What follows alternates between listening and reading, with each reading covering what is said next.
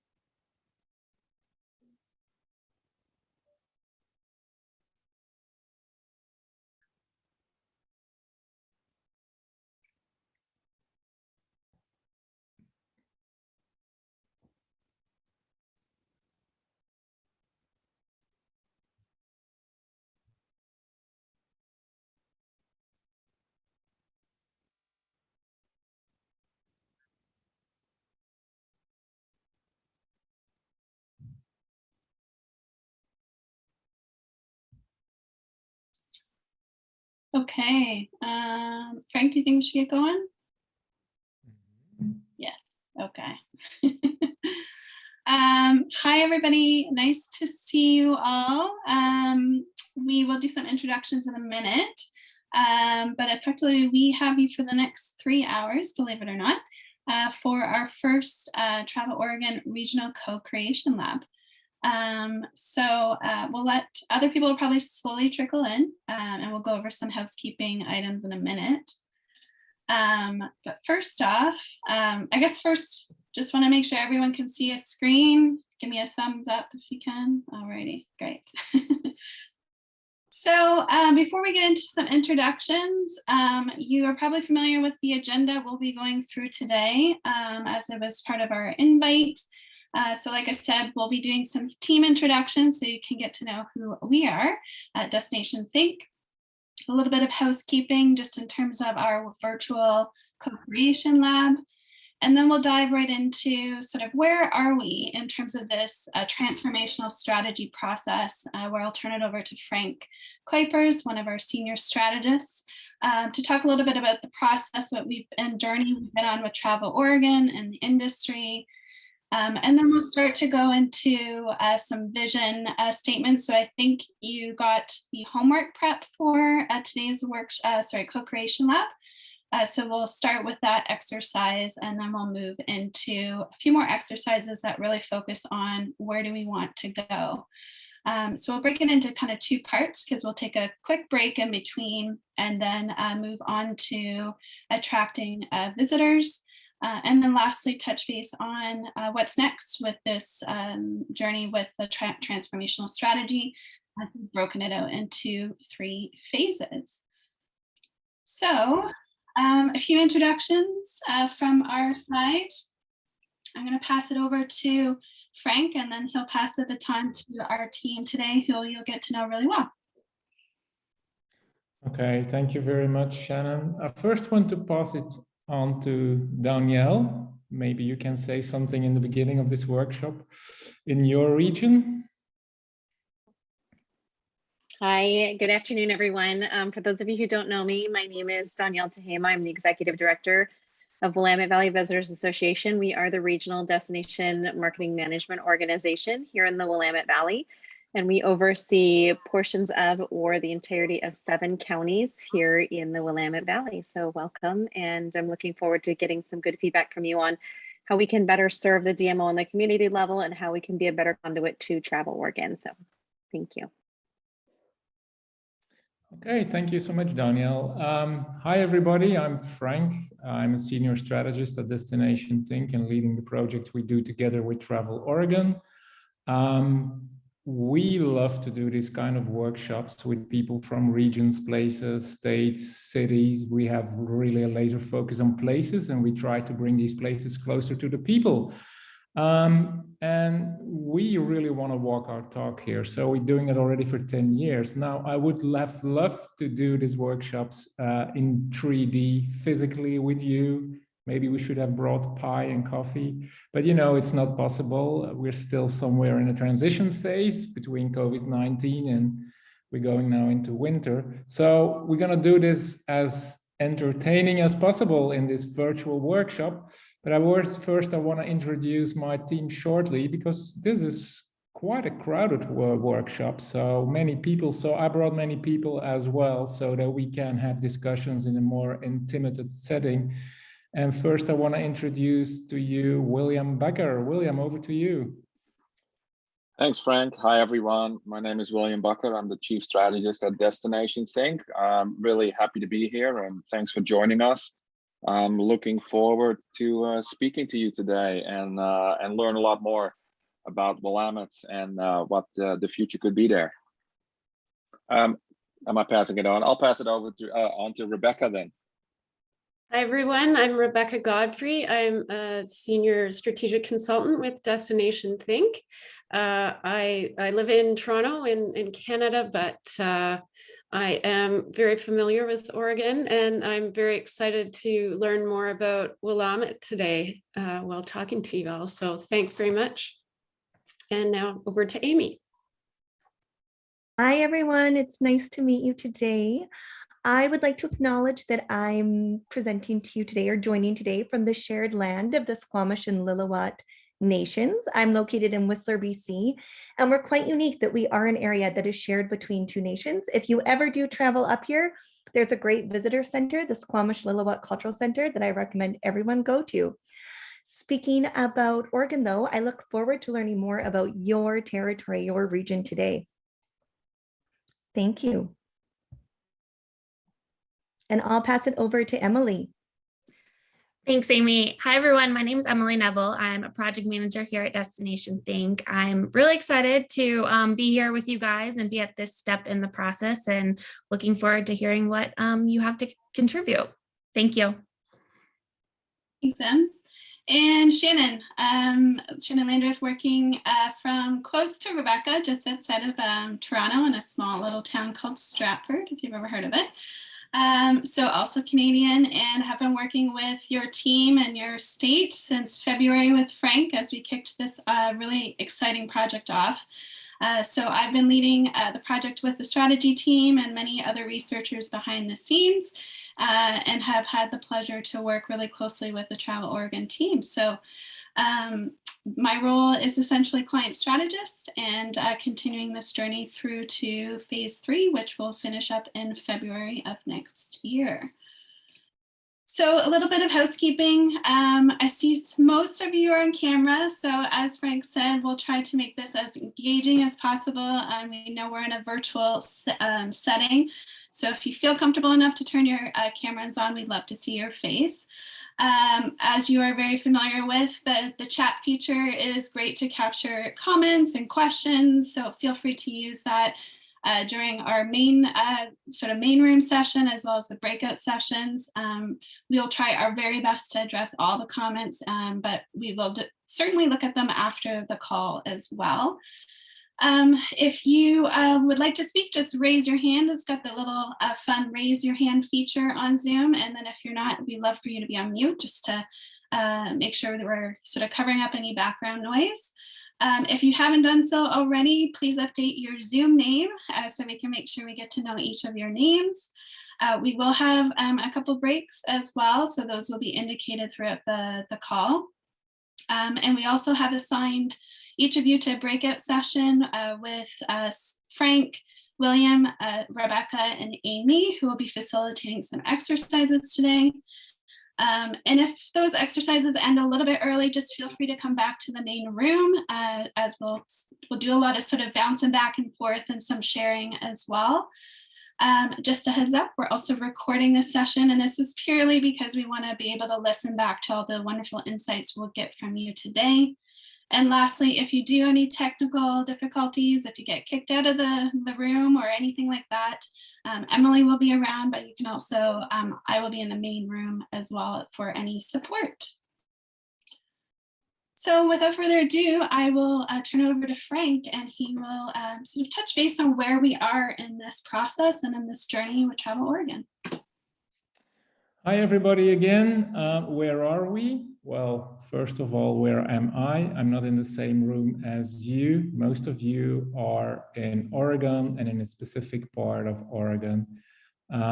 So what we're going to do is actually 7 regional workshops throughout the states. And guess what? You are the first ones. So next slide, who are we, what are we doing? But first of all, my first impression of what is going on. And as you can hear, I'm not from the United States, but I work a lot in your country and I teach in your country. And we have a laser focus on places and the science of places. And we really strongly believe that places belong to the people that live there. Saying all that, tourism is a precious thing to places, right? It brings some good stuff to your place. And we see that a lot is going on the planet, on the globe, a lot of challenges, social challenges, environmental challenges, economical challenges. So, and I remember when I was a student, we had to study this guy. It's a Japanese thinker, Koji Garamtami.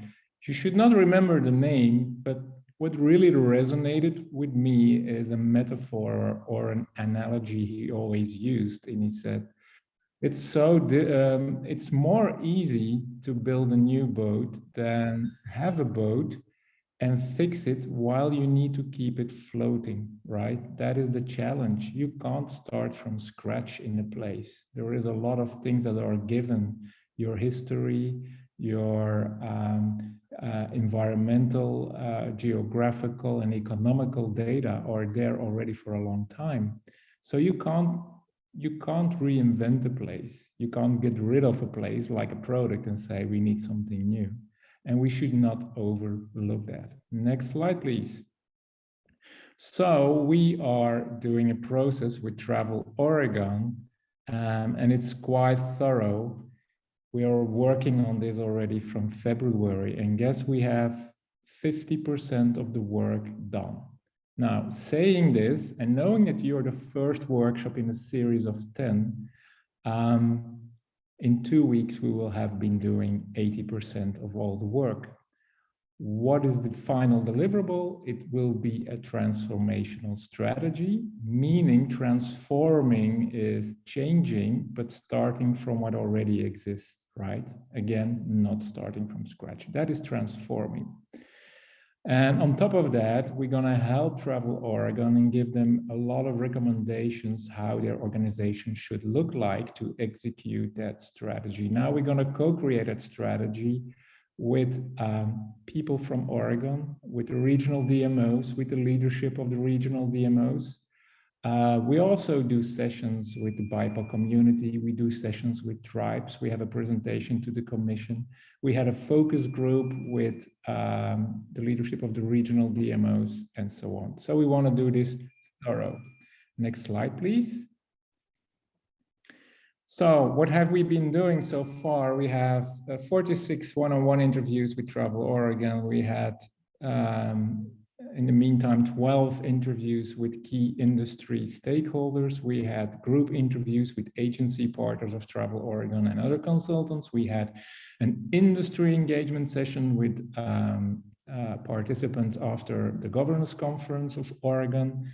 We had an all-staff survey. We analyzed the whole thing and we brought it down. We boiled it down actually to some findings in a report, a research report, which we call destination assessment. And then there is a list of all the workshops that are coming up the next 2 weeks. And again, you're the first ones. What kind of findings and observations did we have? And I'm going to fly through it because I really want to give the floor to you and we are here to listen to you.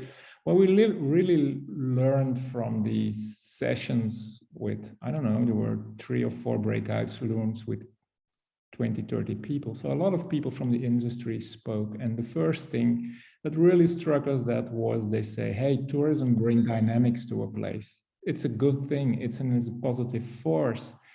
But, and then you see that last phrase here, we need to tell this more to people. There is a broken link between people and the tourism industry in several places. And that should not be overlooked. Communicating to residents will be key, and creating stuff, experience that is beneficiary for both residents and visitors will be the key of a transformational strategy. And also, people from the industry said we need to be relevant to the people we represent. Now, you can interpret this in 2 ways. First, you need to be relevant to the people that work in your industry, the tourism people, right? In the most broad sense of it. But also the people we represent, our residents, we need to represent our residents, but also our communities, could be tribes or indigenous people, could be people of color, could be LGBTQ and so on. Economically, I think what we heard people say is we need to tell a unified tale because that weakens us as a tourism industry. You hear so many different ways of talking about economical stuff, about growth. And a lot of people think it's only about dollars. No, it isn't. That's what we heard. So we need to work on that more unified tale. And last but not least, stewardship. We need to become stewards of the land. We need to do tourism responsibly. And it's up to us to lead us. So we can control how we market, to whom we market, and how we promote, and to make sure working with the local communities to protect them.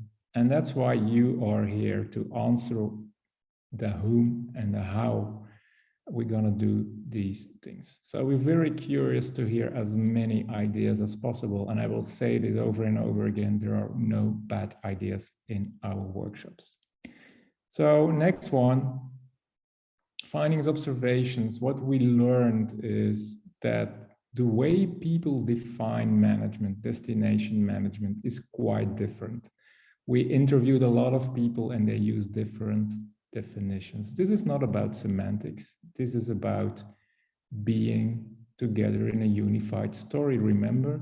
So as long as people do not understand the same thing under destination management, you might face much more opposition.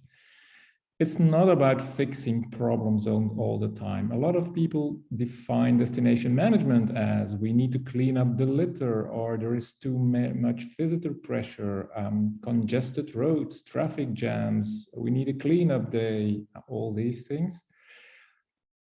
Absolutely true. Dispersal, very important. But we think that destination management goes to the core of connecting with your residents from in the start. And as a proof, you are here in the workshop, right? You need to adopt a win-win-win approach. So you should not send the invoice for the tourism activities to a third party like nature or local communities. This is the 3 Ps, as we call that sometimes: people, profit, and planet. We need to create a long-term strategy, right? We need to get rid of every 2 years, we need to reinvent. No, we really want to have an overarching strategy for a long time. Let go of traditional marketing. This is not saying we're going to stop marketing. No, this is saying if you are serious about destination management, maybe we need to tweak our marketing. We need to look in new stuff. Like someone interviewed said, and I quote this because it really resonated with me: Travel Oregon. But you can also fill in with other DMOs. But Travel Oregon has built a communication machine, and they should unleash that power to communicate also to residents. So this is about what kind of messaging do we need. Destination development is at the heart of destination management. That's something we see in every place on the planet happening every day now, right? The booming heart of a DMO becomes destination development. Next one. Build Oregon's brand upon its identity. Hey, if you are known for one thing, Oregon over the last decade is that you have a really fast growing brand and a very strong brand. And I can testify that. Like 15 years ago, we knew Portland. Everybody knew Portland, especially the young urban kids, because there was a TV show about Portland.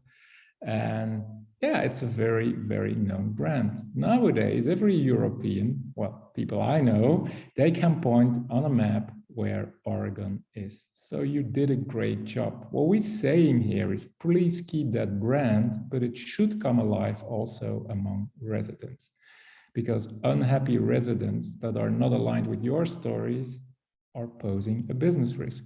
Empower stakeholders and build social license. A DMO, a destination management organization, should not do everything themselves. They become enablers, right? Enable other people to do stuff. Place climate action at the core of destination management. This is a hard one to swallow, but every interview I did in person and the rest of my team did was overshadowed by wildfires, right? And climate change is not going to go away from the agenda over the next 5-10 years. Lead by example, right? As a region, you need to lead by example. This is an old business wisdom: walk your talk.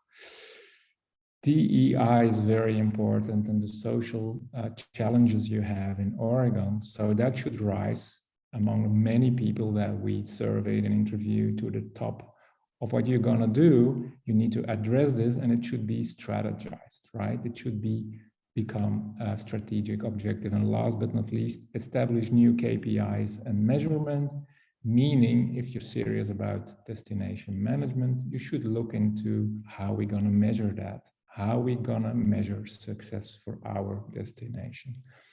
Now, that is in a nutshell what we learned. And I sent everybody a video. Maybe you opened it, maybe you had no time, that's fine. But this video had given you some homework.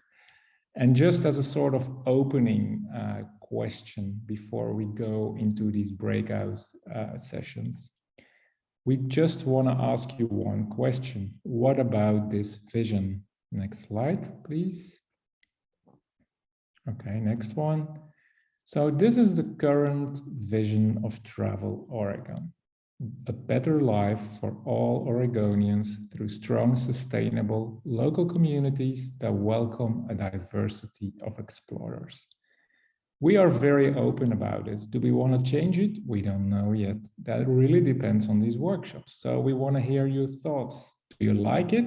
Great. Why? If you don't like it, maybe you want to tweak it a little bit. Okay, what should you tweak? And if you want to have a radical change, then I want to hear it as well. So who's going to start? So please raise your hand. You had time to reflect on this, so I think some of you will be prepared. Who is so bold to kick this off? Please raise your hand. Of course, I can't see everybody. So, and otherwise we need to point at someone. Samara. Thank you. Samara Phelps, you raised your hand.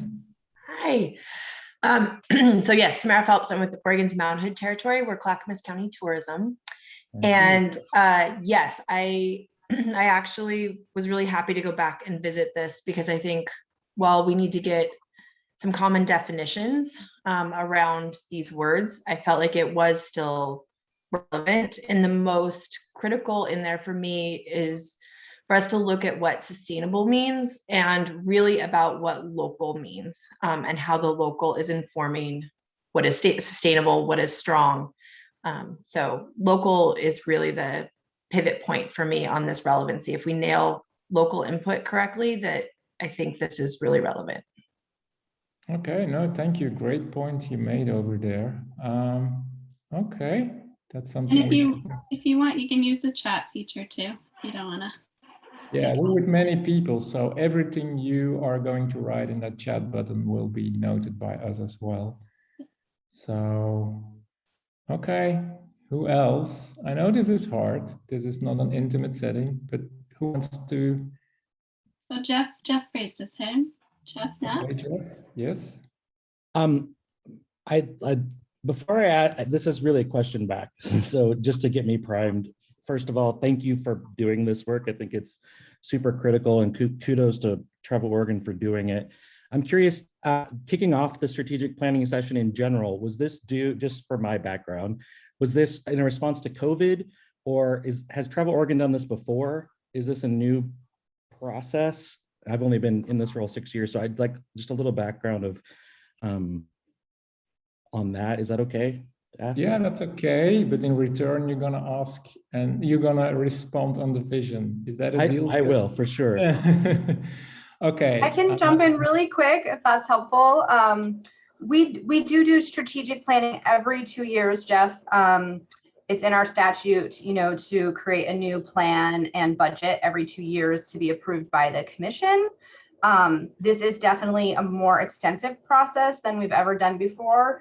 And I think it really is in part of a result of COVID and other, big things we all experienced in the last year and a half that really, provided us with the opportunity to be really intentional in this space and really look at the future for the next, this will be a 4-year plan, but I think it's really, we're looking at this over the course of the next 10 to 20 years, really what is the future of tourism in Oregon and what really is our role in that as a DMO, and how do we want to represent the state and lead the state and also support all the industry in that, in that vision for the future that we all have together, and hopefully all create it with everyone here today and coming to all these sessions. Awesome, thank you.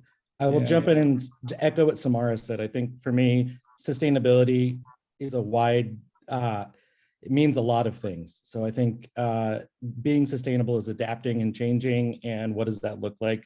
And connecting it locally is from a DMO perspective extremely important. So I don't have anything to necessarily add to this current statement, but I would echo Samara's input. Okay. In the chat, Frank, we have great vision. Would love to see something along the theme of creating quality experiences from Charlie. Okay. Charlie, do you need to add on the quality experiences? Wherever Charlie is. No. No. Okay. All right. There's a few conversations about giving them definitions. So how would we make this more tangible? So I would be interested in hearing from people, what they would consider strong, sustainable local communities. How would we make that more tangible? So either raise your hands or share in the chat.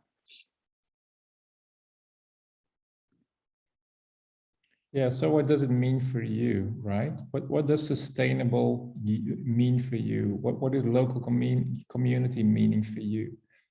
And do you think this is distinct enough because what I could do is replace Oregonians by Californians or Coloradans or Germans. And I think it's still valid. It's not going to hurt anybody. So what do you think? Oh, Danielle's got her hand up. Yeah. Go ahead, Danielle. Yeah, I don't want to get too much time on this call, but I want to kind of prompt the group because I know that there's a lot of very vocal members of our community, and I'm so thankful we've got such a great turnout today. But just looking at this vision and some of the comments that I've received back from our community is like Samara's point, what is sustainable? But you know, being welcoming to all, and whether we look at supporting the communities to define how we are an inclusive community, how we are a diverse community, and what diversity means to people, because we have a lot of social justice issues that we're dealing with in the Valley. And I've had partners actually call me personally and say, you know, are we welcoming to even the negative? And how do we define that so that we are supporting our individual communities? Because like I said on the prior call with the RDMOs and Destination Think, what's good in one part of the Valley might not be what's needed in another. So just as a prompt to some of the people that are on this call, what does sustainability look like to, I'm going to pick on Jeff because he's already been vocal, or to, you know, Eugene area versus some of our smaller communities? So you're directed at, I heard me being called out, answering that question, what does sustainability look like? I think that for our industry in general to be sustainable, we need a workforce. And I think that's the biggest problem that I can see in the foreseeable future as a direct negative impact of COVID, that workforce issues and pipeline to our industry is permanently, we got a really bad PR thing on our hands. So having partners to work directing future interest in jumping into our industry, I think is the first and foremost in where I live and work. That's our first priority. Sustainability also includes making sure that we're welcoming to all. What does that look like? Sustainability means connecting your purpose to local government so that they allow you to keep using, you know, that we don't have transient lodging tax being funneled to something that's not serving the community in the way that it's intended. Sustainability is leveraging the partnerships and readdressing what's not working right now. You know, Oregon has a lot of new players and assets with similar goals, but maybe hands are tied because maps don't overlap, or, you know, I could go on for days, but I think sustainability is at its core, it's also sustainability of trails and land and the natural assets that we have. So I don't know, I'll stop there. I don't know. No, that's well, great. and I would say sustainable also means leaving the trail better than you found it. So the day after the tourism event, the local people see that things have been cleaned up, kept nice, and that our community is better for having our visitors join us. Yeah, thank you for that, Greg. No, all great things are here, and there's a lot of talk in the chat as well. A lot of people like all Oregonians and the explorer idea. Sustainable to me is enduring as stewards of the land, but a lot of people also say, so add something about social equity. I think that's great. So what we're gonna do, oh, Nigel, you raise your hand, please. Yeah, thanks. I was gonna hop on the bandwagon with a better life for all Oregonians. Just, I guess, what does better mean? Does that mean we're focused on economic development for our communities? Does that mean, you know, we're all happier? What does better life for all Oregonians mean? Because, you know, I've been on the commission for a long time now, and I've heard some of the conflicting things that are being talked about, whether people moving up from, you know, to some of our more crowded communities. I'll leave it at that. And now that they're here, it's like, okay, now no more tourism. Get all tourists out. You know, this is our place now. So trying to define better, I guess, a little bit, and what does that mean and how are we quantifying that? Yeah, that's great feedback, right? Audrey, you raised your hand as well. Some of you may know me on the call, but I deal primarily with farms and agriculture that allow the visiting public onto their property. Mainly we have farms on this side of the area, but that also includes ranches for other parts of Oregon. And, looking at, the rural needs and the smaller community needs can have a different definition of sustainable and what local communities look like. And so, I'm a part of, a lot of the WAVA groups, to talk about and discuss, what the agriculture community, can bring to the table. And of course, in Oregon, that's heavily, wineries as well, vineyards and wineries. But we also have lots of other agriculture products. So, keeping in mind, when you say all Oregonians, it's a pretty wide range of diverse thinking. And so it's how do we bridge some of those gaps and also create an area of understanding locally that then can be broadcasted to our visiting guests. Oh, that's great. Great to hear. Okay, anybody else? Did I overlook anyone? Shannon? I don't see any other raised hands. Okay, this was just your warming up, people. So we're going now immediately in a workshop session, in a breakout session. So you will end with a much smaller group. So you need to talk there. And that is more the question, how do we get there together, right? We studied a lot about stuff in Oregon. We know a lot of insights, not only in Oregon, but also worldwide, macroeconomic. We know all these data. What we are after is tangible ideas. And again, and I will reiterate this over and over again, there are no bad ideas, but try to make it as specific as possible. There will be no stress about, don't need to push you. There is enough time for these breakout sessions, but they're very important.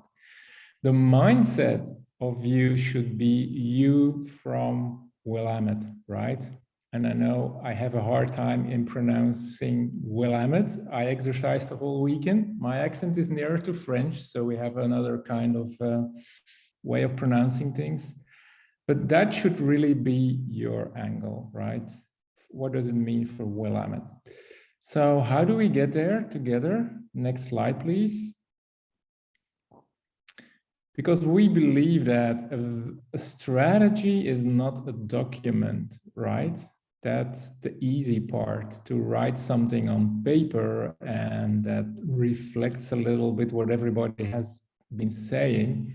A strategy is something in the heads of people. And actually, if you walk around in a company, you ask everybody, what is the strategy? You should have a sort of unified tale. Everybody should say the same. So it should come alive among the people that really are your partners, that work with you. And that's why we say having a vision for what you want is not enough. Vision without execution is hallucination. It only exists on paper. That's why we are here.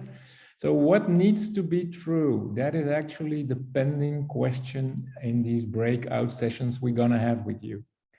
And like Nigel already said, right? What needs to be true socially? What needs to be true economically? And what needs to be true environmentally? And what we're looking at in the end is the intersection of the three. That's your sweet spot, because it means that tourism actually is not harming environment, is respecting local communities, and is bringing some economic growth. Next one. So what needs to be true for product and capabilities is the first round. You will be with a facilitator in a room, and next slide. What we're gonna do with you is a brainstorm. We're gonna harvest, so to speak, to stay in the farmer semantics. We're gonna harvest as many ideas as possible. But it does not stay only with a brainstorm. What we're going to do after that is you need to prioritize your ideas and you need to discuss that. What is really, really urgent and what is really, really feasible? Some stuff can be very urgent, some stuff can be not very feasible. So, and then in the end, we will see visually where is the low-hanging fruit for Willamette, where is possibly good ideas for the long term or the mid-long term, and so on and so on. So I send you now to these breakout rooms, and your facilitator will be able to answer all the questions in the beginning, and then it's up to you. We just listen. So you should get a prompt for breakout rooms. So you just join them and we'll see you back in the main room in about 45 minutes or less.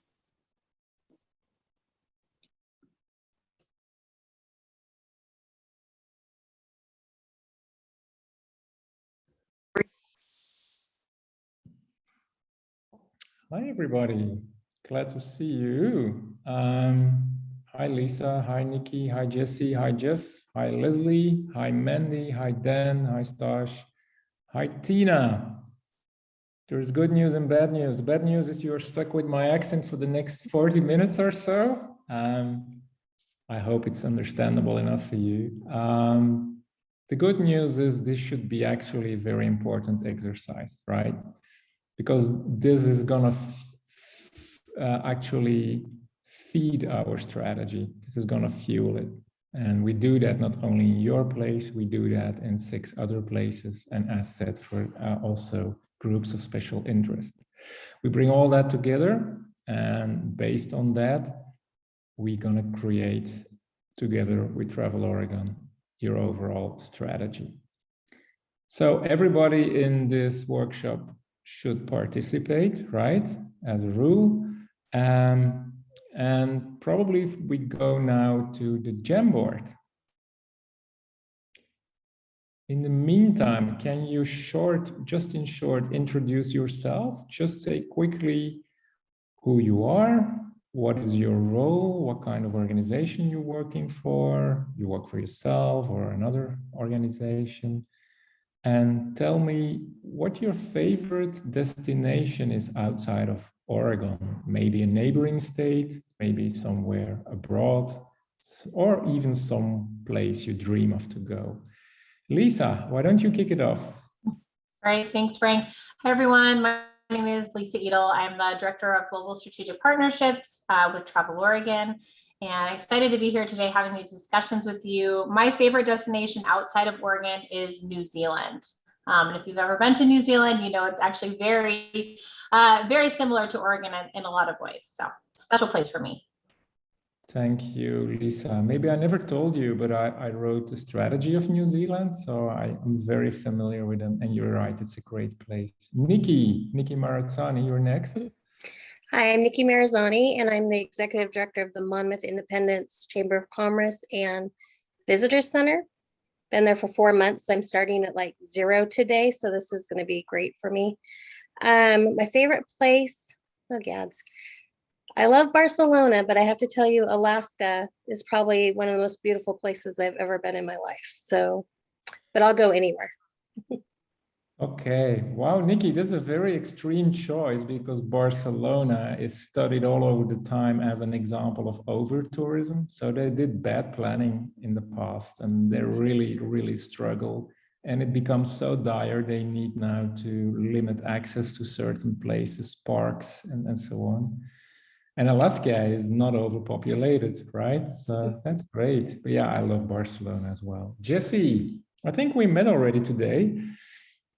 Yeah, I was in the earlier session. My name is Jessie. I'm with the Willamette Valley Visitors Association. Excuse me, I'm losing my voice. I actually just started about 3 weeks ago, so I don't know how much I will have to contribute, but I'll do my best. And a favorite place that I visited is Vietnam. I just think it's beautiful and the food is wonderful. Yeah, that's a fantastic place. Okay, Scott Breaker. Yeah, hey everyone. Kind of missed the intros. I was having some technical problems, but Scott Breaker, I'm with Travel Oregon and glad to be here. Thanks. Okay. Scott, which is your favorite place you want to go or you have visited already outside of Oregon? Favorite place? Oh my gosh. Yeah, hard call. Not sure. I've been to a lot of places. Where am I thinking? I'll say Machu Picchu. Wow. Wow. Now I envy you. Thank you. Dan, it's your turn. Well, hi, everybody. Dan Hoynacki. I temporarily head up the Oregon Agritourism Partnership, which produces the Oregon Farm Loops in the northern part of the Willamette Valley. We have our 4 loops consist of about 77 farm producers. My favorite place, there's a lot of them, but the most recent one was Ljubljana in Slovenia. Wonderful place to visit. Thank you. Yes, absolutely. We call Slovenia mini Europe here. They have a little bit of everything. Right. Fantastic. Okay, Mandy Morgan. Hi, Mandy from Willamette Valley Vineyards. I work in marketing there. And I would say, man, I'll go with where I want to go. And I really want to go to Greece. Yeah, that's a great place. Thank you, Mandy. Leslie Caldwell. Hello, I'm Leslie Caldwell. I'm the Executive Director of Taste Newburgh. We're the destination marketing organization for the city of Newburgh.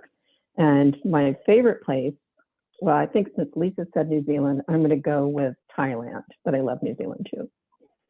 Okay. Was it Thailand, you said, Leslie? Yeah. Okay. Yeah, perfect. Yeah, and New Zealand as well. Jeff Knapp, you're next on my list. Hi, I'm Jeff Knapp. I'm the Executive Director for Visit McMinnville. We are the destination management organization for the city of McMinnville. And I have a special place in my heart for Costa Rica. Oh yeah, speaking about sustainability, Jeff, they're leading in that field, you know that? They're really good in that. I'm very respectful there. Okay, Stash. Hi everyone, I'm Nastasia Olson, Project Manager at Travel Oregon, and I was also going to say Costa Rica, so Jeff stole it. Oh, great, that's 2 votes for Costa Rica. Emily, you introduced already yourself. What is your favorite destination? I never asked you actually. I also love Ljubljana, and I just have too many on my bucket list to name one. Okay, Oh. 2 votes for Ljubljana as well. And I think the last on my list is Tara. Do I pronounce it correctly, Tara? It's actually Tara, but I answer Tara, to almost okay. anything that starts with a T. Okay, who are you and what's your favorite destination? My name is Tara Tunley. I am with the Dallas Area Chamber, and I'm sitting in the visitor center here, so I just automatically said that. And let's see, my favorite destination, and I have not been, I was supposed to have been able to go in 2020. We'll just put that out there, is Rome, Italy, which is where my sister lives. And I'm sure that there's a lot to say about the prep for tourism for Rome, so. Oh yeah, absolutely. Maybe during the COVID-19 crisis, you saw the picture of the 16th chapel that was empty. That was stunning. Yeah, thank you, everybody. What we're going to do now for the next half of an hour is do a brainstorm about products and capabilities. What needs to be true? What do we need, right? And you really can speak for your own region. That's totally fine, right? You can speak for Willamette, but what do we need? We know that there is so much going on the planet. So what kind of product do we need? What kind of capabilities do we need? Now, what we're not going to do is fight over definitions, right? What comes up in your mind is good. Let's say as a thumb rule, everything which is not promotion is good here to have pointed on the Jamboard. Product could be everything, could be from an experience that you built, from a museum, something like service levels that we need, qualification schemes, maybe wayfinding, very tangible stuff, maybe training of staff, DEI training or training of people to get them more familiar with niches and experiences, the wine experience and so on. So do we need stuff online? Do we need stuff in the physical space? What about visitor centers? So all these ideas that are bubbling constantly in your daily work, that's what we want to hear. And we're gonna try to split them roughly in these three categories: social, environmental, and economical. Okay. Who starts here? Otherwise, I need to point at people and I don't like it. Okay. Mandy, what needs to be true? What do we need? What do we need more? Or maybe we need to get rid of something. That's equally fine for me.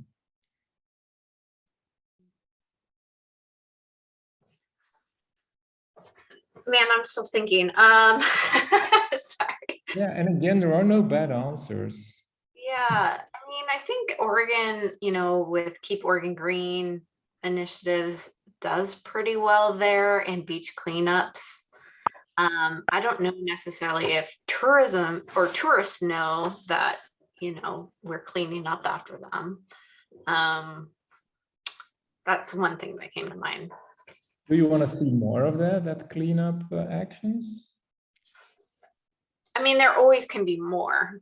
You know, when we compare ourselves to other destinations, I think that we rank pretty high. So it's always a high priority. I don't ever want to lose it. I don't know if it needs to be higher though, necessarily, but that's my opinion. Okay. It probably depends on the communities too. What do you mean by that? Well, the coast, for instance, or downtown Portland, it might be higher on the priority list than a smaller rural area. Yeah. Do you think Willamette needs it more? Well, I'd love to hear from others on the call. I don't know if Willamette needs it more. Okay, thank you. Jeff, you raised your hand. Thank you for that. Yeah, I think, so McMinnville, we are located in the heart of Oregon wine country. So many of you on this call have probably heard my stump speech here, but you know, we've got over 250 wineries within 20 miles of here, and the Oregon wine industry itself has an over $7 billion annual impact on the state. The majority of those assets are held in Yamhill County, and if you expand out of Yamhill County throughout the Willamette Valley, the overwhelming majority are in the Willamette Valley. So all of those, that industry in particular has a priority of direct-to-consumer sales, which means they make the most profit out of operating hospitality facilities that are servicing people coming to purchase things directly from them. To that end, this workforce hands-on training for hospitality and pipeline of future talent, I think is especially amplified in the Willamette Valley. The need for that is feels especially critical. And I think that there's a real lack of workforce, as across the board, I'm sure is the case. However, my fear is that it will be a sustainable, it could be sustained. And I feel like there needs to be a proactive marketing campaign to make the industry attractive. There needs to be proactive career pathways established from high school up into hands-on training for restaurants, hospitality, hotels, wineries, et cetera. So that's a very specific thing, but I think a really key portion to our future. Okay, great.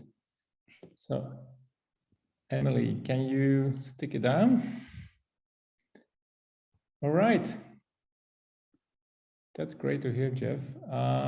Who's next? Dan. What are your thoughts about it? What do you need more? We need more. Pardon? I think this is an economical piece. I threw this in the chat in the last one, but we need a better shared understanding by our residents in the Willamette Valley as to the value of tourism. And I guess this is an economical issue, because once they understand the economical value of tourism to their community, they may be more inclined to see the social environmental piece as well. But to me, that's a primary one. And maybe that's a shared value for tourism rather than just an understanding. I'm not sure how we get there.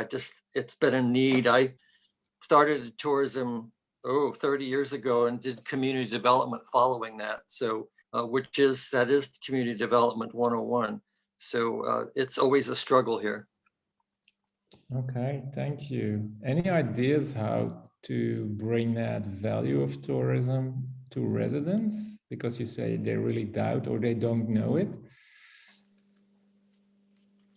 Well, possibly we could look at what the economy would look like if we didn't have any visitors. If you took that out of the equation, people might understand it from a negative approach. Okay. Okay, Jeff, you raised your hand again.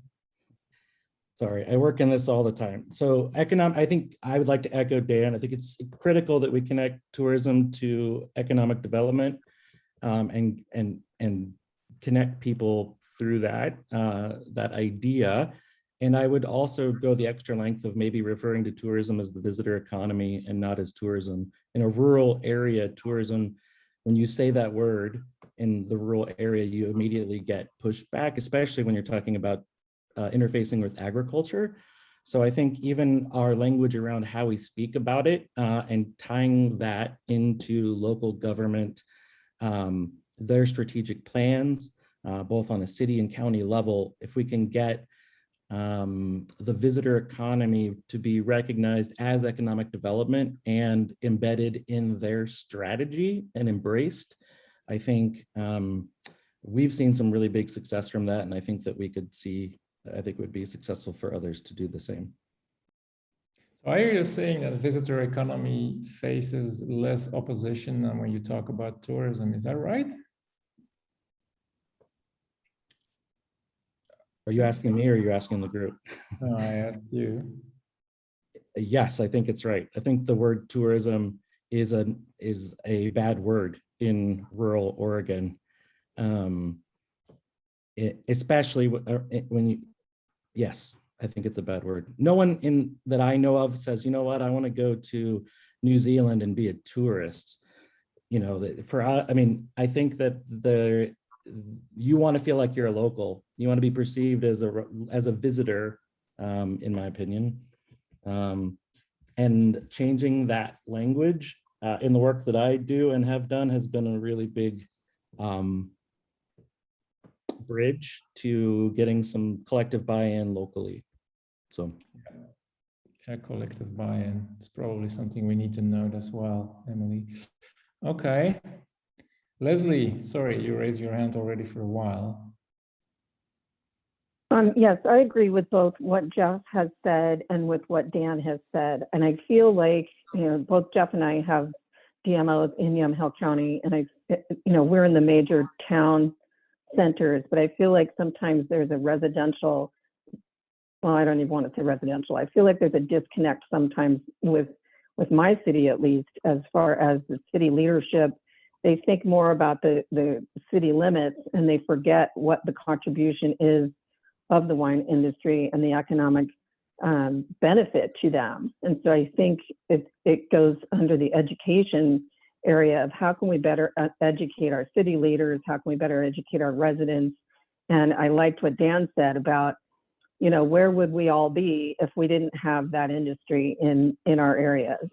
And so I think that those I feel strongly about. I also feel strongly about the workforce development issue. It's a critical issue in my community currently, and I'm not seeing any immediate solutions coming to the table. And Jeff and I have had this conversation numerous times with numerous entities. And if we can't figure a way, and I think that Travel Oregon could really step into this in some way stronger, so that we can have a workforce that will make it so that the visitors are having a positive experience. Because right now their experiences are not what we truly want to give them.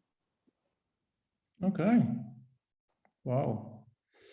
Great to hear all that. Do you have any ideas, Leslie, about how to fix that? The workforce development, I mean, do you have any ideas? Which level should that be decided? Do you think? We've had a countywide conversation about this where, is it a long-term strategy? Is it a short-term strategy? I think it's both. I think, like Jeff said, we need to start at the high school level, if not even junior high school level, to really talk about it in a positive way so that they can view it as, an industry that is appealing to them. And, that's great for the long term, but what can we do for the short term? And I don't know the solution to that. I think if any of us had that, we'd be working on it right now. Yeah. No, thank you for that. Mandy, you want to comment on this? Well, it's not that same topic, although I do agree on that statement Leslie just made. But, in thinking about it a little bit more, of what we need to do more of is diversity, equity, inclusion work, especially the inclusion part and welcoming. It's happening right now in the Willamette Valley, actually Leslie and Newburgh. So I know that's probably pretty close to you. Okay, thank you. Right. Okay, we have a lot already on here on the board. A lot is though about things like advocacy, education, talking to residents, solving the workforce problem, education and policy, also educate our leaders about the true value of tourism. What I'm missing is is there tangible stuff like low-hanging fruit? What about accommodation? What about, I don't know, what about working with Airbnb or not? Maybe they are the devil, I don't know. It's different in every state I worked by so far. What about wayfinding? What about building experiences? Are there niches missing in your place? Like, I can imagine the wine experience, the mountain bike experience, the food experience. Do we need to add to that? Do we need to have more efforts? Do we need to build more trails or more? So Jeff, yeah, love to hear you. Yes, to all those things from my destination point of view.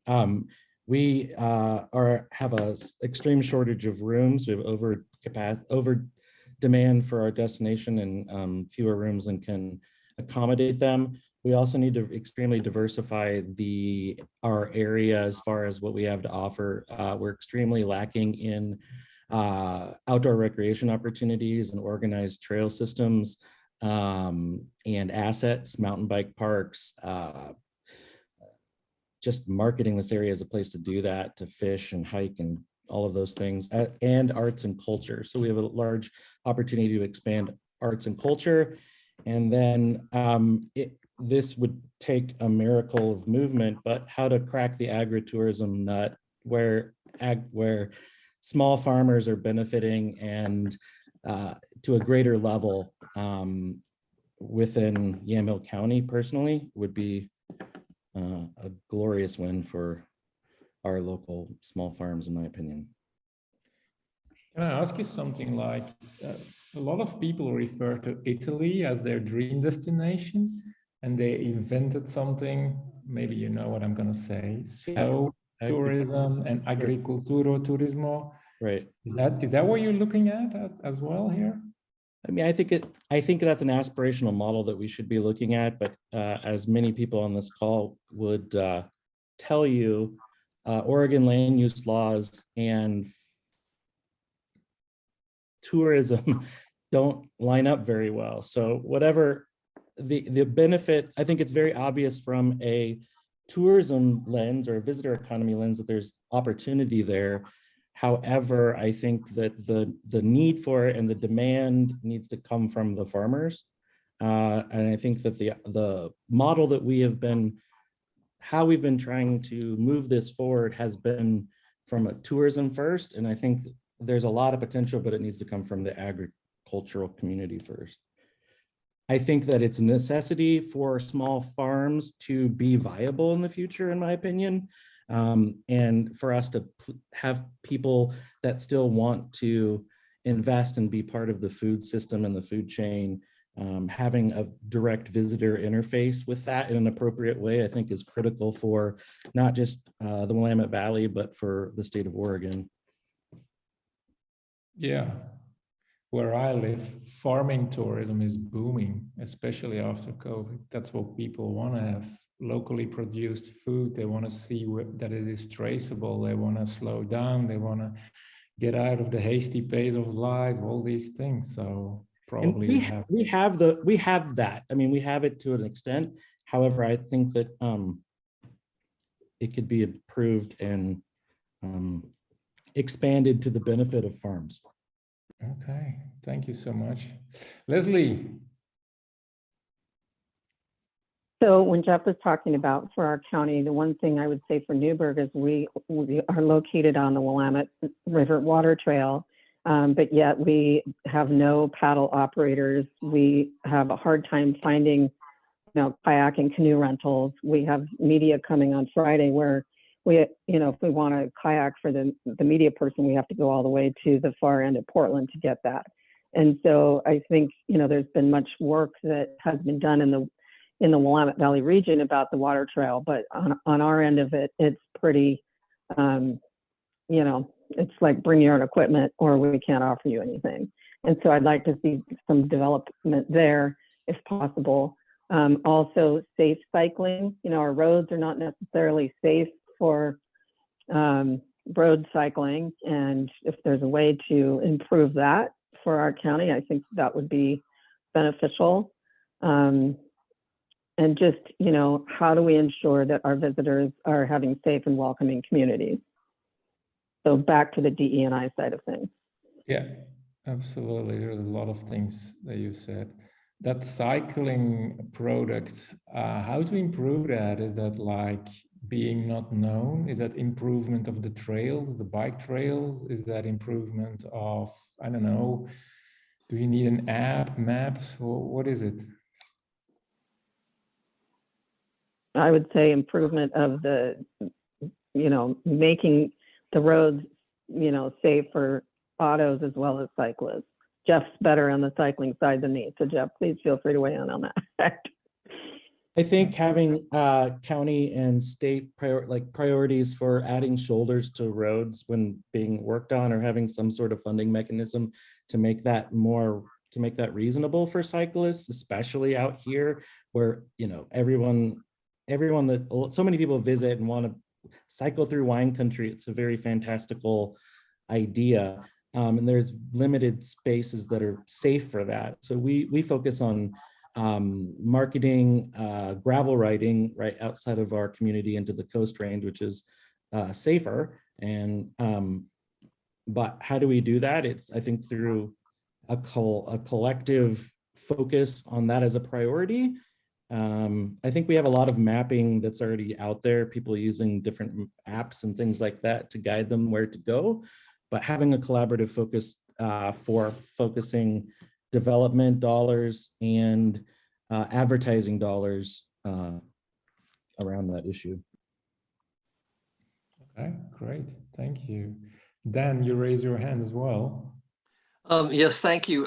One thing I see on the farms that I mentioned that we serve, a lot of them are looking for opportunities to lengthen their season or expand what they're selling by offering educational events. Something from the pandemic, smaller is better is what we've learned. And a lot of the blowback is, as Jeff mentioned about rural tourism, is large events that happen in weddings and things that happen in out of the urban areas. So smaller activities would be good, smaller things to do. But also, and this echoes some of the things that Leslie was saying, is that, you know, small town infrastructure to handle is an encompassing piece for a lot of those things besides just equipment, but also lodging and places to stay.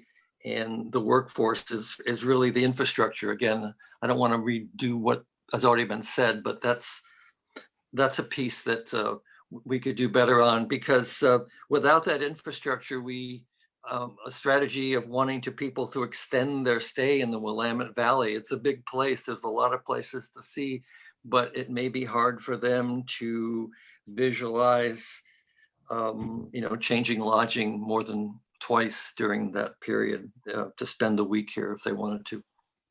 Yeah, absolutely. Thank you. Great point you make again. And yes, some things were already said, but it reinforces small-sized eco-agricultural slow tourism, however we're going to call it. Emily, how are we doing for time, actually? I think we still have 10 minutes, right? Advertising now, Frank? Yeah. Last call, is there something we really missed, something very tangible you want to add? So then raise your hand now, otherwise we're going to do the next round, which is prioritization. Okay, let's move to that. So what we're gonna, so it's very simple.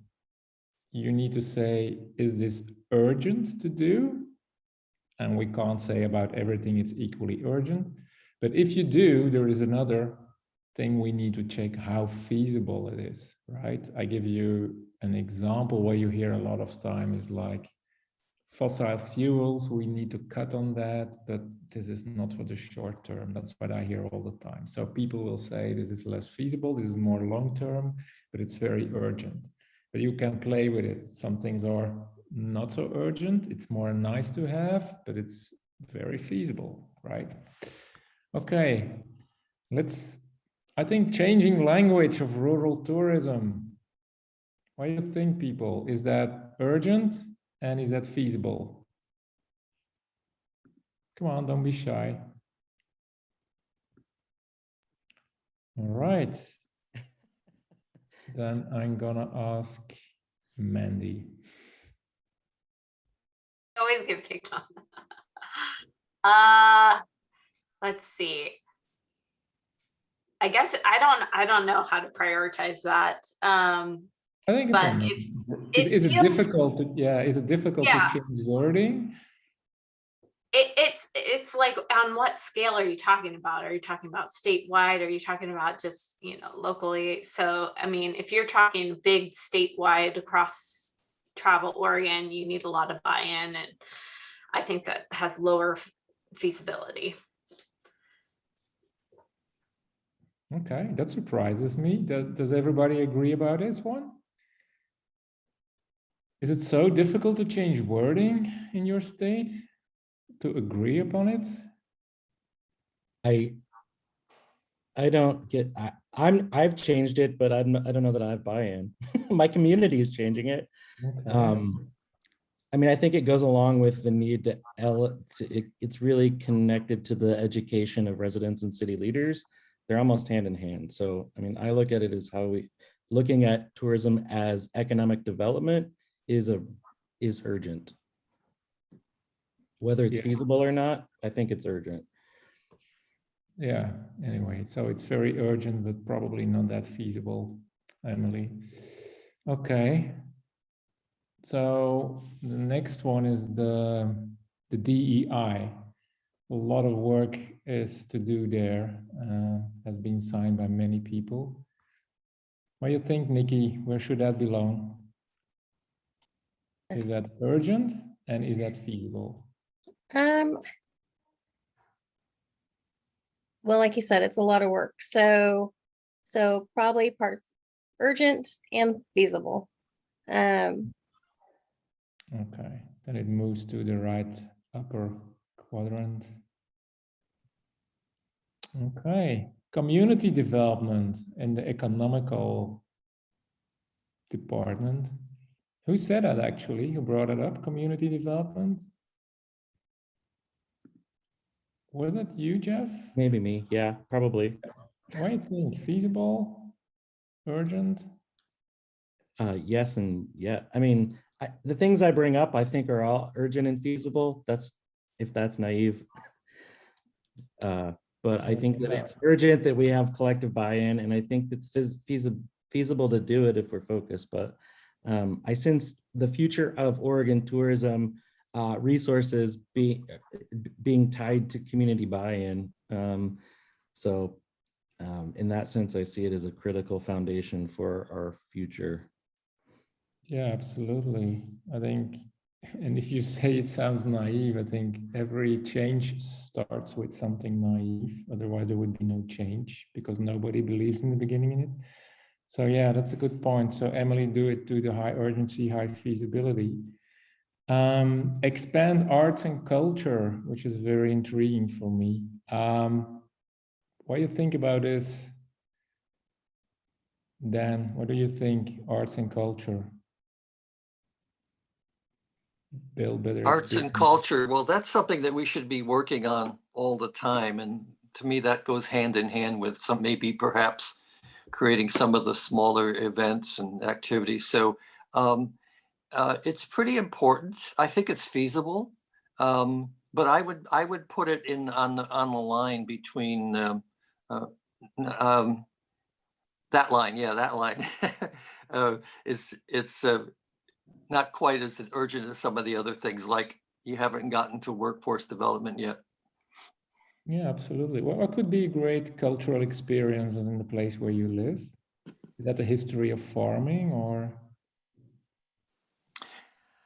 I would say it's the family farms that have the history and the traditions that have passed down, and the challenges. I mean, part of the culture is that I don't think there's any family farm in the Willamette Valley that doesn't have someone working in a job that's off the farm to sustain the farm. It's a very difficult challenge to keep that, to keep the family farm viable. So to me, that's part of the culture and part of the, what we need to develop and let people know that it's an important part. Okay, we can't take it for granted any longer. No, thank you. More accommodation, that was echoed by several people. I think it's very urgent because that's what I heard. It is urgent. How feasible is that? Is that more midterm, long term? It will require investment. It requires attracting people who want to do this. What do you think? How feasible is this? I'm going to say that it's probably low feasibility or on the line between low and high, because I think we're challenged with, buildable inventory in our communities. Yeah. Okay. High urgency, low feasibility. I hear you. And if somebody does not agree, please let us know. Then expand agritourism, right? It's very small on my screen. Expand season, yeah, offer educational events and direct visitor. Yeah, I think that could be, is that urgent and is that feasible? What do you think? Oh, were you asking me again? I'm sorry. Yeah, anyone who wants to come. I didn't hear the Dan part. It is feasible. It's got to take some work. So I would, it's important to do. I would put it, someplace in that corner. It's fairly urgent to do because for every visitor that leaves because they have nothing to do, that's money we've lost in our community. So the more we can keep visitors here, the better we'll all be. Okay, thank you. What about sustainability programs? Which could, like the Italians do, they call it ecotourism. How feasible is that, a sustainability program? I don't think it's that difficult. Curious what you think, Leslie?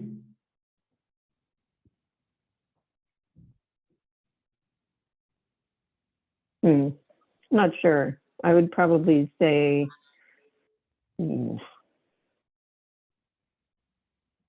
I'd put it in the middle.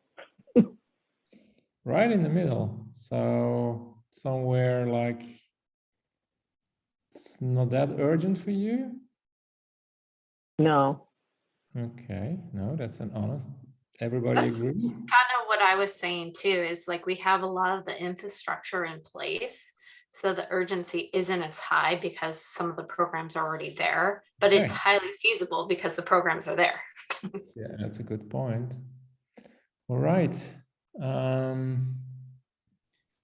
Education of residents and city leaders.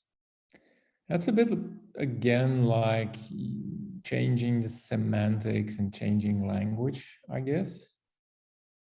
Right? It's absolutely urgent, but it's apparently not easy to do that in Oregon. Do you agree? Okay, a lot of people are nodding. Tara. No, you're absolutely fine.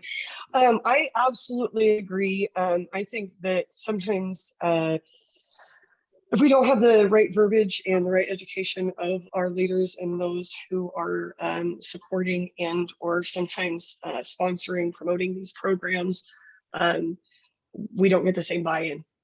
So I think that their education and awareness or whatever that is I would say it's a very high priority in order to make sure that we're getting things started off correctly.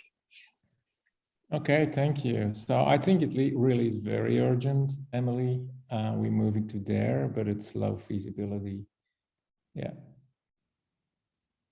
Even higher than the other. Why? Yeah. I'd like to know why it's just low feasibility, because it's going to take a lot of work. I mean, what's the low? It's low feasibility because we have to create materials, an importance.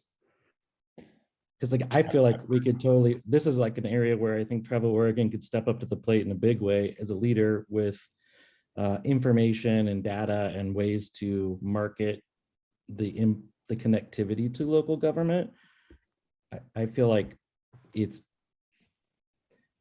Good point. Happy to move it to the right place. Other people want to comment on this? I would say, you know, when Travel Oregon's statement talks about a better life for Oregonians, you know, having them be better educated goes hand in hand with that. Yeah, then that should be a priority, right? That's what you say. Yeah, then we need to move it, right? High urgency, absolutely, and probably more feasible. Walk your talk. Okay. Workforce development, very important. Came out also in the stakeholder survey. Maybe some of you responded to that one. So that's really a top priority. So I don't think we even need to discuss urgency, but what about feasibility? What are your thoughts there? I think it's the biggest lift that we have to make as a state. So it seems not feasible, but I think it's the thing that we should, in my opinion, that we should be all working on to crack. So I don't know. Again, I'm naive. I think it's feasible, but it's a really, really, really big lift. Yeah, it is a challenge. So very urgent, Emily, and somewhere in the middle of the line between feasible and not feasible. Just make sure that it is a challenge. Okay, and then the last ones are expand water-related activity operators. Is that probably the low-hanging fruit? Or do I see that totally wrong? Seems to me, as a foreigner, something very tangible and very feasible. How urgent is this? What do you think? expand water-related activity operators. What do you think, Tara? Or Nikki, you raised your hand. You can answer this. I was just going to say, since you probably aren't aware of where my towns are, so we have the river through one, and we also have the bike, it's like 146-mile bike path up through the area. And yet, if we encourage people to come here for tourism, they can't rent the kayaks and they can't rent the bike because there's no place to provide those. So in getting those operators in, that's how we have to start reaching out, is to potential business owners for this type of activities that will then increase the tourism to our areas. So again, it's part of the infrastructure, but we need the workforce development, people trained to do these things. We need the people with the capital to, or at least the connections or the possibilities to open up these businesses. And then get people out there on the water and the bike paths that we've worked so hard to maintain and make such a beautiful opportunity in our area. So yeah, it's very frustrating. I helped with a run yesterday, and I was very frustrated when I looked out at the water and there was nobody out there, because there's no way to go out there unless you own a boat, you know. So I think that this is the low-hanging fruit, because I don't think it's an expensive endeavor for an entrepreneur trying to get into this kind of business. Okay, thank you. That's a clear statement. So low-hanging fruit means it's feasible and it's absolutely important. So great to see you there. Same for cycling, and especially road cycling. Expand that product and visitation. Is that okay if we situate it in the same range? Okay. Right. Okay. Emily, do we need to go back to the main room? Okay. Give me one last question. Jeff, you were very active in this group, really thankful. The reward is, though, would you be gonna present to the rest of the group in the share bag? Would you enlighten people a bit about our choices, why we made these choices and the things we talked about? And I'm there to help, right? So no worries about that. The last one we're missing is collective buy-in. It's really echoing a little bit things that are already on the board, but feels like very important for you, right? Collective buy-in. Where should we place that one as the last one? What do you think? I see that going along with the better education of residents and city leaders sort of together. Yeah. Thinking the same. Yeah. Okay, great. A lot of things are urgent and a lot of things are feasible, and that's fine for me. The next round is about something different, so not about products and capabilities anymore. So, okay, Emily, are we going automatically back to the, or should we? But if you guys do, if you should be able to head back to the main room by yourself. Otherwise, in about 2 minutes, I will close all the rooms and then you'll be sent back automatically. So you just hang tight. We'll regroup here in a couple minutes. Perfect. Thank you. So if you want to, you can click leave room and then you're going to the main, or you just wait.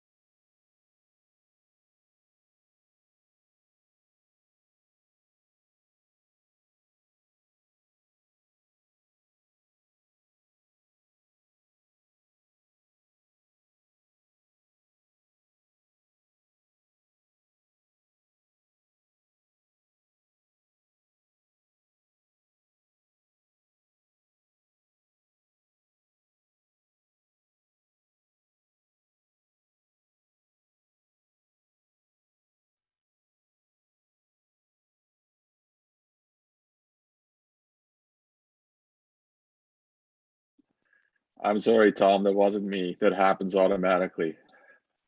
Oh, no problem. I was just going to say that idea of terroir is really expansive to the point where what you were talking about, that idea of terroir, what makes a place really unique, not just the longitude and latitude that isn't duplicated anywhere else on the globe, but the whole experience. That's a really elastic concept that can be applied to tourism as well. There's just literally no place like this anywhere else. And sounds obvious, but you got to demonstrate it. Okay. Thanks, Tom. I think Yeah, and that's one of the things, of course, all of our experiences are in with state parks are, of course, very much place-based. But it's also one of the stories that more and more folks are telling is the native history of that place, and there's a lot of stories of our places, and I think that Oregon it would be a good direction to go to focus on those things, and that way you can get the locals involved as well, because it's also their place. That story can be related to them as well as the visitors. That's a good point. One of the things we find when just talking to people about wine is that, I'm sure it's true in tourism, and then I'll be quiet, but you know, we're such, to a large degree, and I don't mean this to be any kind of a criticism, but we're this undiscovered region. Oregon is known to some people, but completely unknown and foreign to billions of people around the world. That we're in this fortunate position of having all these assets and really no negatives really seriously to overcome. We've talked about some of what's been on the news over the last year from Portland. Yeah, that's a concern, but Oregon to a lot of people is pretty much a clean slate. We're not New Jersey or Mississippi, or we don't have to overcome anything meaningful. And we have all these great assets. So we're getting a chance to write on a whiteboard that's largely blank for us. Thanks, everyone. Let's do the share back. Let's start with William's group. So William, already shared. I have a good group, a really good group. Who did you nominate? Or are you gonna do I didn't nominate anyone. Somebody else nominated for me, so that was great. Samara is going to do our share back. Do you want me to share my screen? Sure, if you want, yeah. Yeah. So we just wanted to do a little bit of a roundtable of our first exercise. Your facilitator might have voluntold somebody from your group, but really just touching on any sort of key highlights that came forward in your discussion. Maybe each group could take about 2 minutes, and then we will go into a quick break before we go into the part 2 of our next exercise. So William, who are you volunteering again? Sorry, Samara? Yeah. Samara's back. So you guys got a capture of the end of our groom's conversation just then. So going back to the beginning of the conversation a little bit further, the things that really came out for us were around, we had a lot of conversation around communication, what our measurement and value is and how we share that with others. So really finding that it was critical that workers, residents, decision makers understand what tourism is adding to the community. There was discussion about how communication happens and how that needs to be cleaned up. We also had discussions around the value of having a diversity of ownership, so that from an economic benefit standpoint, we're reducing the leakage and maximizing the number of people who have access to the benefits of tourism and the tourism dollars that are spent in the community. We also, on the environmental standpoint, we talked a lot about having available lands to have recreation and have visitation and to be able to have farming and all of the other needs that our communities have to be a sustainable community. So really kind of that available land to have those experiences and also support the community from housing and other commitments. We talked about the river and the value of the Willamette itself. So I want to make sure that we talk about that and get that captured in this room. And then things that reduce the carbon footprint of travel itself. So opportunities for high-speed rail or electric vehicle use, low carbon, no carbon transportation. So those were the things that really stood out from our conversation. Awesome. Thanks, Samara. Frank, your group. Okay. I would ask Jeff Knapp to enlighten people about the things that we discussed. So if we can have our Jamboard here. Perfect. Much more priorities than in the other group. Jeff, can you kick it off? Sure. Our group had a lot of positivity. We have a lot of high urgency and we feel like we have the ability to do things. So if we start sort of, I guess, on the far right of things,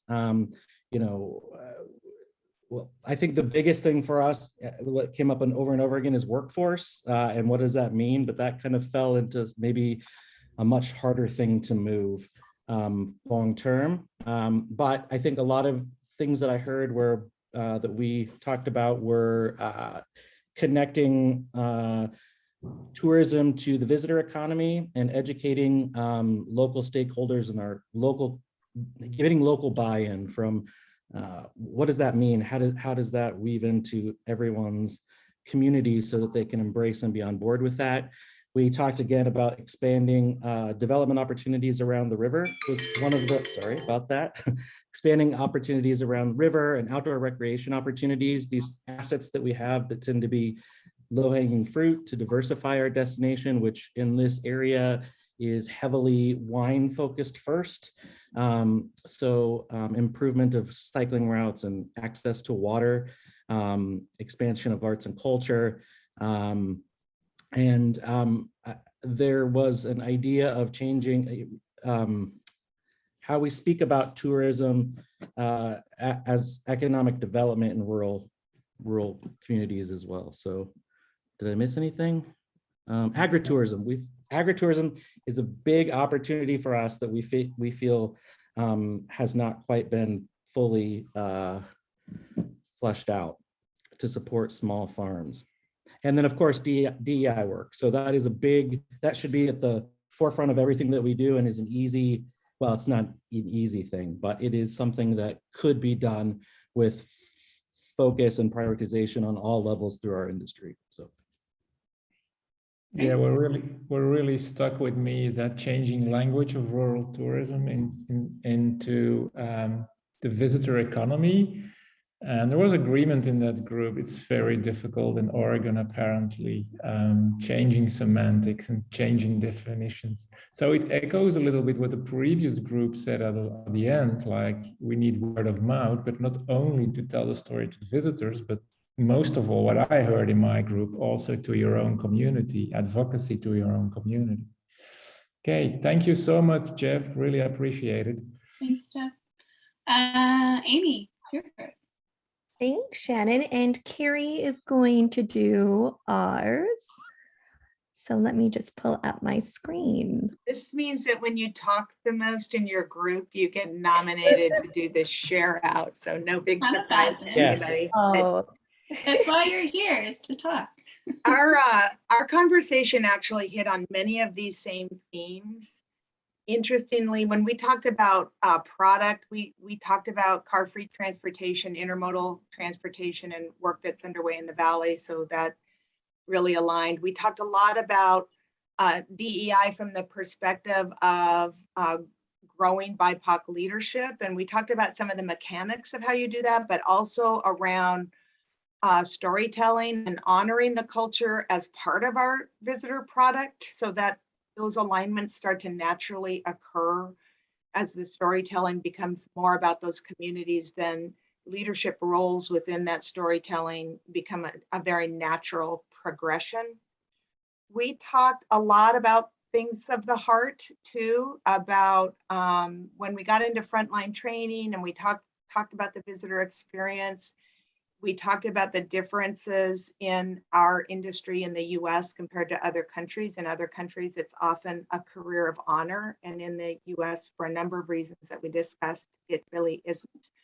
So, and that's not just about building self-esteem for workers within the industry. It's about having respect and honor reflected from people who work in other industries and helping them understand the value of the work that we bring. And at the very same time, we also need to honor and value the work that other industry sectors bring. And we talked about the importance of what we're undertaking here not being done in a silo, and making sure that we remember that our residents are made up of people who work in other industries, and how do we sort of build that mutual respect that is important for a diverse economic fabric. Everything we talked about was high urgency with very few exceptions, and a lot of work is already underway. Some challenges that we saw in this upper left quadrant, agritourism industry trying to understand how to forward the work they want to do, and what the legal framework is, which is a big challenge in Oregon because of our land use laws. Many agricultural businesses cannot fully engage in tourism to the degree that they would like because of land protections that are in place. We talked about the unequal playing field of transient lodging taxes. Some counties have money to work with and some counties do not. And to level that playing field, career pathways out of high school, work that's being done, but that could be done more broadly geographically, liability reforms. So we were all over the place in terms of technical discussions, and product became a ethereal term for us. It sort of went from tangibles into intangibles pretty quickly. So feel free, Amy, to jump in if I missed something important. That was great. Thank you so much, Carrie, for sharing for us. And lastly, not but not least, Rebecca, can you screen share now, or do you want me to try? I'm gonna try. No, I don't know what's happening. I'm so sorry. Let me see if I can get back into here. If See if we not, can fix that in the break, Rebecca. Yeah. I got it here. Okay. And we voluntold Jeff. Jeff Malik, another Jeff. Yeah, so we didn't get quite to prioritizing everything. We had a really good discussion around a lot of these topics. One about the tourism support program that was kind of mentioned from some other groups, the need to communicate the benefits of tourism to, all residents of Oregon, acknowledge that there are definitely still segments of the population and certain residents that might have that, we don't want tourists attitude, or they don't want to see certain projects in their backyards. That's something to consider. Our discussion really started around kind of this idea and thinking from outdoor recreation about how, we have a lot of really great experiences for certain users and certain levels of experience, but we don't always have those experiences and those products for all users, whether that's, a skill question, or then, there's transportation related to that. People, there might not be beginner friendly facilities. We had a good discussion around, how that could be solved, not only through a mixture of infrastructure that's beginner friendly, but also the need for more guides and outfitters who can kind of teach beginner soft skills, as well as also just, more information sharing. How can people discover those kind of experiences on themselves? Some kind of demographic discussions. There was a lot about, universities are a key part to several of our communities, but, university students aren't necessarily the same demographic as the residents of our towns, and there's just a difference there to be acknowledged. I think the example was, Oregon State University students, they all go back to Portland on the weekend, so how can we keep them in Corvallis longer? And then we started to get at the very end of our discussion, and, acknowledging that this is an issue far greater than the scope of tourism alone, but the homeless crisis in Oregon, and how that both impacts tourism now, as well as how, potentially we could work towards a solution there. Thanks, Jeff. Rebecca, anything to add? I think just the point that, although we have ideas and solutions that are social, environmental, and economic, a lot of them do need to work hand in hand. So if we're trying to create more experiences for younger people, then there has to be an understanding and acceptance from residents that this is what we're going to be doing. There has to be the infrastructure in place and so on. But yeah, thank you, Jeff. All right. Well, thank you so much for all your collaboration. So we're actually right at the 2:50 mark. I'm in my Ontario time zone, so I'm making sure that's right. You think I know this by now after 4 years. So 2:50, if you want to come back at in 10 minutes at your 3 o'clock, we will do this exercise all over again, but with a focus on promotion. So go hydrate, use the washroom, check your emails, whatever you need to do. And in 10 minutes, we will regroup. Thanks, everybody.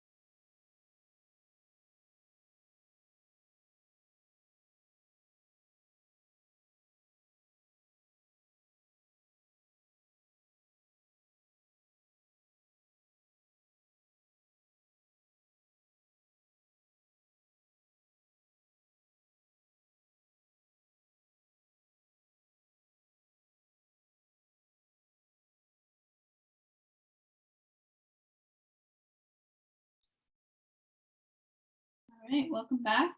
Give a couple minutes for people to enter back into the room.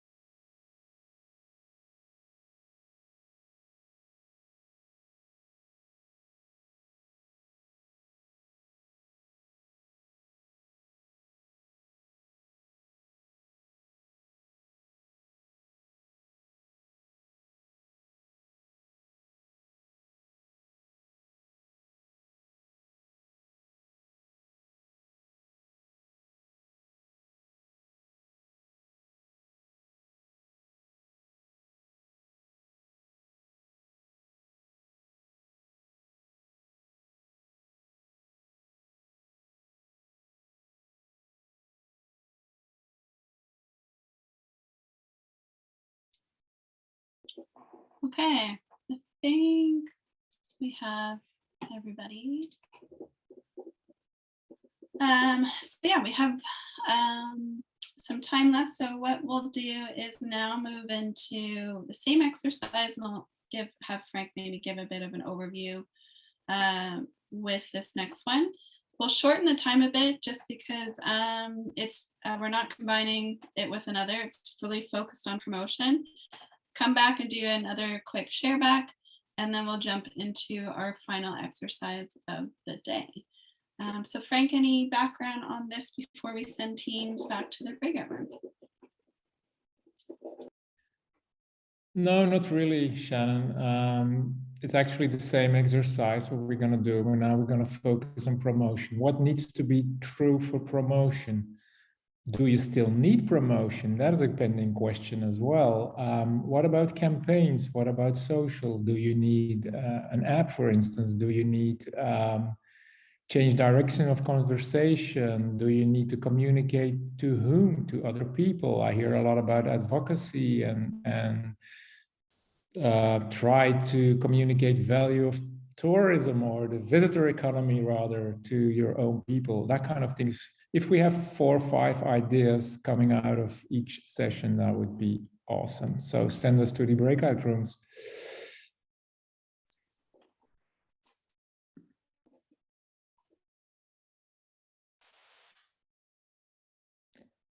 Okay, I see familiar faces. Thank you.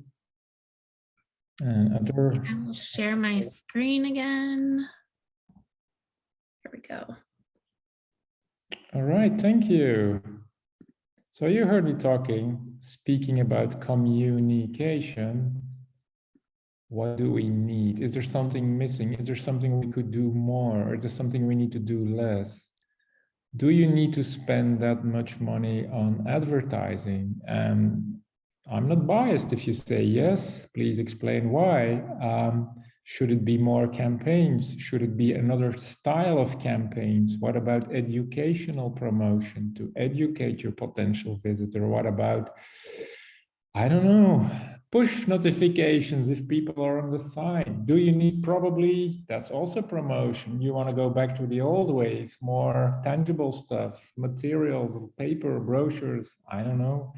So I'm curious to hear from you. What do we need, right? So who wants to kick it off?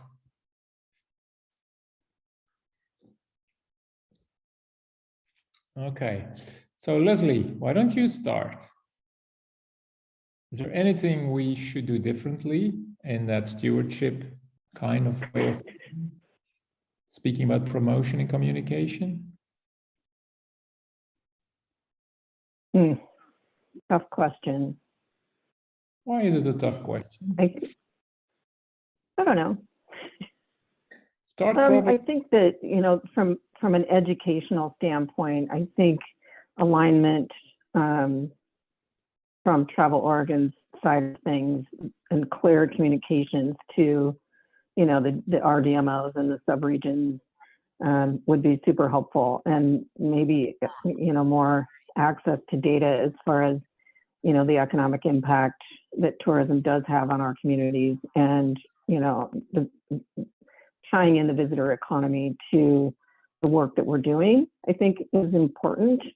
I'm not sure what that looks like as far as, you know, allocating funds to specific programming, or if that's really what your question is at this point. So you're pleased for clear communication between Travel Oregon and RDMOs, right? That's one point you made. What is the other about programming? Can you be more specific about that? That's something I did not understand quite well. So the last thing you touched on. Yeah, good question. I'm not sure what programming it would be specifically, but if there was some sort of a toolkit that would kind of wrap together economic data for us to be able to educate our community leaders, you know, is there any sort of tool that we would have to be able to say, you know, to our community, you know, here's a sample template, or, you know, I don't know what, but I just think maybe a toolkit of, you know, economic data and the impact that, you know, tourism has in our respective communities and statewide, et cetera. And how do we message that to our constituents, whether it be our local resident community or to our industry stakeholders? Oh, this is really interesting. Thank you for that. So it's a toolkit, but not actually visitor facing. It's more a toolkit for advocacy to your own stakeholders, to your politicians, to your decision makers. Yeah, thank you. That's great. Okay. Who else? Jesse, I know you're quite new to this, but you might have ideas about this. I actually do have one idea. So part of the reason I was brought on was, especially in COVID and the wildfires, so many areas got so much visitation that they were really negatively damaged regarding outdoor recreation assets, so environmental. And that's partly due to not super great promotion of leave no trace principles. And so visitors who are, you know, casual outdoor recreation users not understanding how they can best interact with the space to not leave that trash and damage. So direct promotion of leave no trace principles, or how to, you know, don't hurt an area. No, absolutely. That's what Colorado is doing as well. So do you want to see that wrapped up more in campaigns, or is it more on an individual level? Like, I think that partially is, you know, placement of education at trails, as well as within marketing of content to come visit our outdoor recreation spaces. Remember, this is how you should act when you are there. Yeah. So actually two things, right? Communicating on the spot itself, for instance, having wayfinding signs and make people responsible and how do they have to behave, and then also weave it into your promotion and your communication. Okay, great, thank you. Mandy, what do you think? Did you say Dan? Oh, no, sorry. Mandy, your name is Dan. Goodness. Well, I know Travel Oregon's already started this, but in terms of promotion and kind of relating back to the other idea that was brought up was just making sure we have good representation and people in the room who are creating the advertisements. So we have representation in the photographs we use, for instance, or the language that we use to invite visitors to come visit Oregon. You know, that's, you know, harping back on being welcome and inclusive to all. I know that there's like some sentiment with people visiting and then moving here, and it just reminded me too of like Tom McCall's quote I don't know if you guys know this, but he said something along the lines of, please visit as much as you can, but for heaven's sake, don't move here. Like, we can bring that back. Just kidding. Jesus, really? Did that happen? Yeah, that happened. It's the first time I hear that one. Oh, yeah. Oh, yeah, somebody brought it up already. Okay, thank you for that. And then I need to move up. Dan and Jeff, you both raised your hand. Let's start with you, Dan. Well, this is a little off the wall, but I think we should encourage our visitors to write thank you notes generally to the community if they've enjoyed their visit, and then we can share those with the public as a way to get the word back out to the community that people really had a good time and they really enjoyed themselves here. I think there's a lack of appreciation sometimes for what, as a resident, what we have in our community, and to hearing it from someone else who visited, who spent money and has gone back. Of course, you'd have to really edit what you shared, but it would be an interesting way.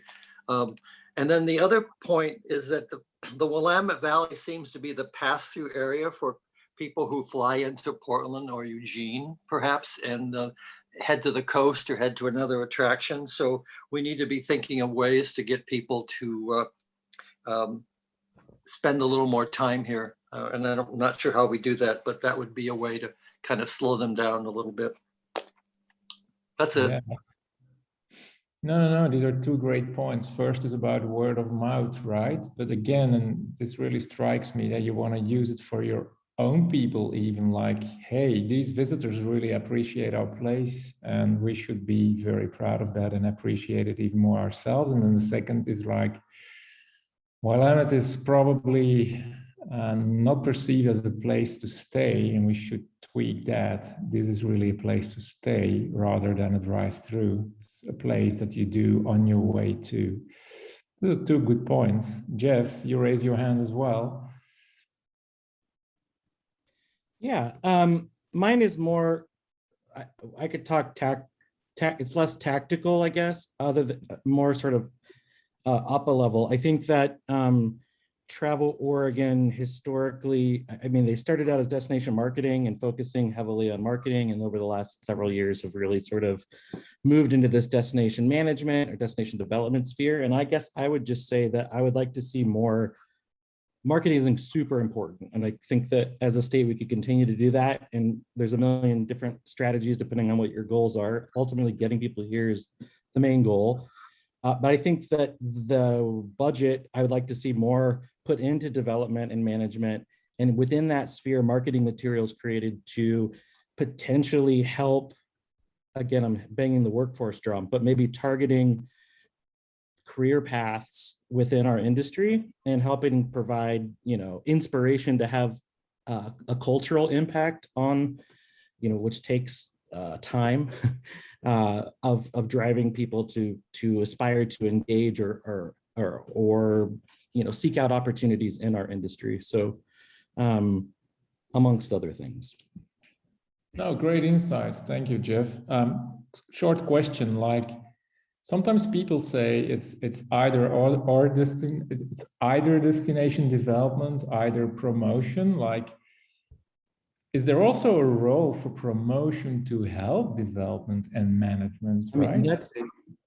That's exactly what I'm saying. I think that we need to look at destination development the same way that we need to look at it through the lens of, a marketing plan and infrastructure and balance of sustainability as well, and not just hard, tangible, signs or roads or, we can use that to develop ideas, to develop workforce. And Travel Oregon does a good job. I just would like to see it.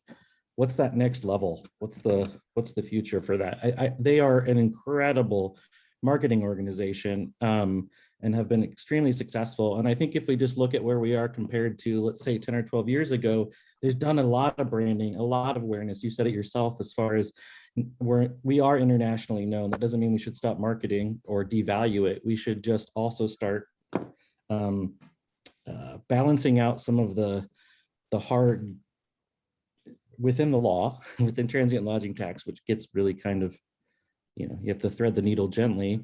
I think there's just a big need there that we could see some marketing and programming in development. No, that's great. Thank you. Okay, we just have 4 minutes, I think. So what is really, you think, of these 6, 7 that we have? So more promotion of Willamette Valley to visitors, not so much as a pass-through place to stay. We have the toolkit for economic data, so we can use it for more advocacy to our stakeholders, a clearer communication between Travel Oregon and the RDMOs, more budget and resources allocated to destination, even in promotion, direct promotion of leave no trace principles, encourage visitors to write thank you notes to the community.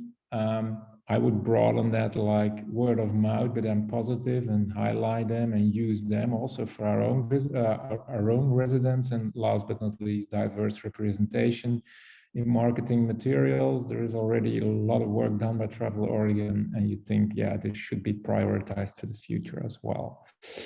Anything that you think this is absolutely top priority number 1? What will you pick? Maybe we should give them numbers. What could be number 1? Anybody? Do you think they're all priorities? I see you smiling, Jeff. I don't want to just be the loudest guy in the room saying everything I say is the most important thing, because I'm the loud white guy. So I don't know. I can tell you, I mean, my priority is seeing more, again, workforce, like creating a cultural awareness, whatever that is, through investments in internal marketing. Okay, no, fair enough. So one of the things you say is this actually one, yeah, the more budget resources. So that's high feasibility, high urgency. Then which one? Also I think that also connects with another one of them. Sorry, go ahead. Okay, what about the diverse representation? This was one of you. Yeah. Where are you, Mandy? Top priority or not? Feasible or not? Well, they've already started to do this, so I think it's highly feasible. Because that is now. Yeah, that is now, but what with the future, right? Okay, I'm with you. I don't think it will go away. These are all good. Okay. Leslie, what about the toolkit, right? Is that a feasible thing? Very urgent? Those do exist, but I think what may be missing is making sure the communication is there to know where they're at or how often they come out. Yeah, there's nothing wrong with things that already exist, because this is really about the future. So this needs to stay, right? And if Travel Oregon is doing it already, perfect.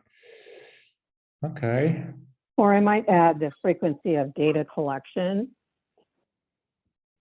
Yeah. They're not as frequent because they're pretty robust. Okay. Good point. I think if we look at the, for things like a toolkit, data collection, things that we could be taking that we get from, say, investments Travel Oregon makes, and sharing that with our other economic development organizations within our cities, to explain what that means to other types of businesses, could deeply ingrain the visitor economy, could quickly, people understand that is a positive thing. So I think leveraging the data that we get in those toolkits is really important. Yeah. Okay. No, that point is absolutely coming through very clearly. Okay, let's pick the leave no trace direct promotion. about responsibility of people. This is die-hard educational promotion. It's being done in a lot of places, and you started with it as well. So I think it is feasible. How urgent is this? I see nodding heads. Does it mean it's urgent for you? Okay, I hear no, nobody. Yes. Yeah, okay. And then we still have 1 minute, I think, Emily. This is an interesting promotion of Willamette Valley to visitors as more than a pass-through. This is really also about identity, give us more face, right? We're not distinct enough. This is a branding thing for me. How urgent is that for people in this chat room? I could also argue that that could be for Oregon in general, because often we're passed through to Seattle or down to California. So, but which they are often driving down I-5 and passing through the Willamette Valley. Yeah, we'll see. We have other workshops, and I think it will be different for the places we will speak with the people, right? I don't think Portland needs to work on their brand. So yeah, you say actually it is a priority, which is fine. Being known for diversity of experiences is also very important on a state level, right? Okay, I think we all, okay, we need to go now, I think. Emily, how much time do we have? We have a few more minutes, Frank. I think we can finish these, but the last two then. Clear communication between Travel Oregon and the RDMOs. I'm not taking sides here, not saying that they're not doing it, but how important is that for you? I think it is very important. How feasible it is? I think it is feasible. So yeah, let's move them also. Yeah, I agree. It's important. I think that they continue to work on that. I mean, it's gotten better and better and better. So it's a priority to continue to. Yeah. Okay. Then visitor appreciation and sharing that with others. How feasible is that and how urgent is it? Well, I don't know how urgent it is, but it's pretty feasible in the 70 some places that I connect with. We could invite people to write that, or we could even put that on our website. A way to write a note back. It could all be done digitally. It could have some effect. It would have cumulative effect if you got quite a few that you could share with local leaders. So, I wouldn't make it super urgent, but it's highly. I think it's highly feasible, quite feasible. The only other thing we missed was, and this is the Valley versus Portland, maybe, if we're going to be, about the region, is we can promote that we have safe experiences here in the Valley. Safety is something that people are concerned. That's the one blowback that Portland's getting from family visitors, I believe, or potential, given the press that they've had. So a safe, fun, unique experience is a way to, is something that we can say without pointing any figures. It's true. It actually happens in the Valley. We got a call from somebody from the East Coast that said they didn't want to stay in Salem because they were scared of what's happening in Portland, even though we're an hour away. Yeah, absolutely. This should not be overlooked, and it goes in different ways: wildfires, community issues, societal issues, COVID-19. That's not out of the mind of the people. So safety is gonna be something all over the world that really comes in your communication mix. But it's good, it's here, right? And I think it is urgent and feasible. It's really probably the most pressing thing now. Thank you so much. We have one other round, that will be a very short one. And there you don't need to report yourself. I will do that. But for this one, I still need a volunteer. Is there anyone who wants to tell a bit about the ideas we have collected here? I know, Jeff, you want to, but if somebody else wants to speak. Hey, someone else, come on. You guys, you can do it. Nobody? Why are you so shy? Okay, Jeff. Sorry, man, I tried, but I think you're gonna do it again. I'll do it, okay. Okay, thank you so much for your time. Really appreciate it. See you back in the main room.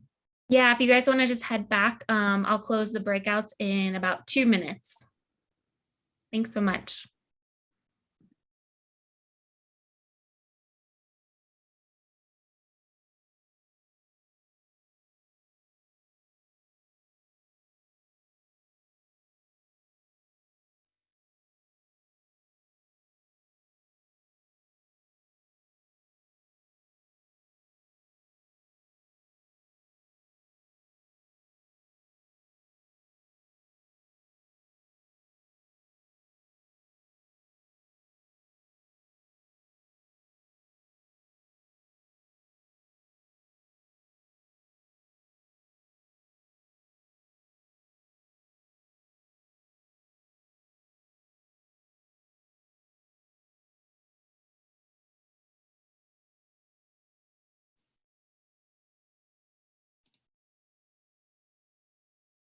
Okay, we're just waiting for everybody to come back to the room and we'll do a quick share back and hopefully have a little bit of time for our last exercise. So just hold 1 minute.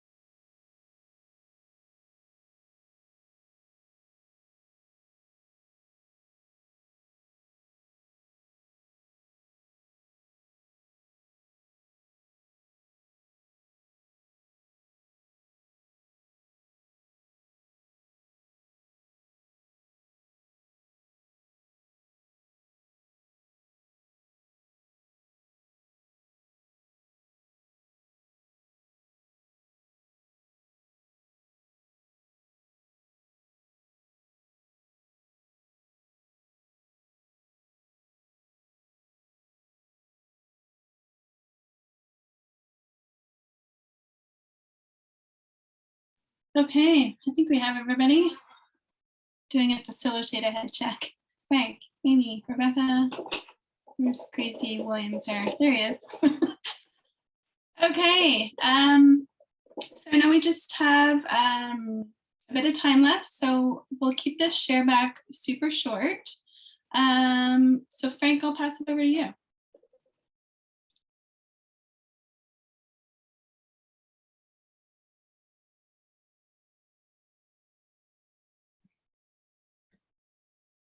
Oh, Frank, we can't hear you.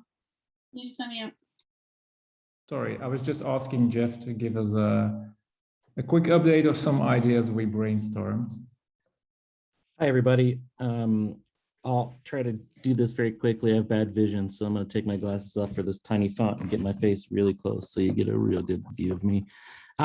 We talked about a few things, a lot, again, of high urgency, high feasibility, the idea of promoting the Willamette Valley as a place that's not just a drive-through, but a place that people should stop, not just a place at one point to the other that people are traversing. Prioritizing promotion of safe experiences as we continue to go out of COVID. I think there was some talk about having more budget and resources aligned from Travel Oregon to focus on destination development, but marketing programs within that. So potential marketing to future workforce or to help change kind of cultural perception and highlight opportunities of career pathways within or other applicable destination development type things. So prioritize marketing was still very, very important, but maybe thinking about what and who we're marketing to support the larger strategic plan. Continue to improve communication between Travel Oregon and RDMOs was brought up. And as well as potential toolkits for resources to connect with our local stakeholders and our local governments. So maybe data tool, continuing to improve data toolkits and maybe some messaging and metrics that are designed and able to roll out. What else am I missing here? Continue to focus on diverse representation, that DEI is actually happening here, and our lens of what we're promoting reflects that.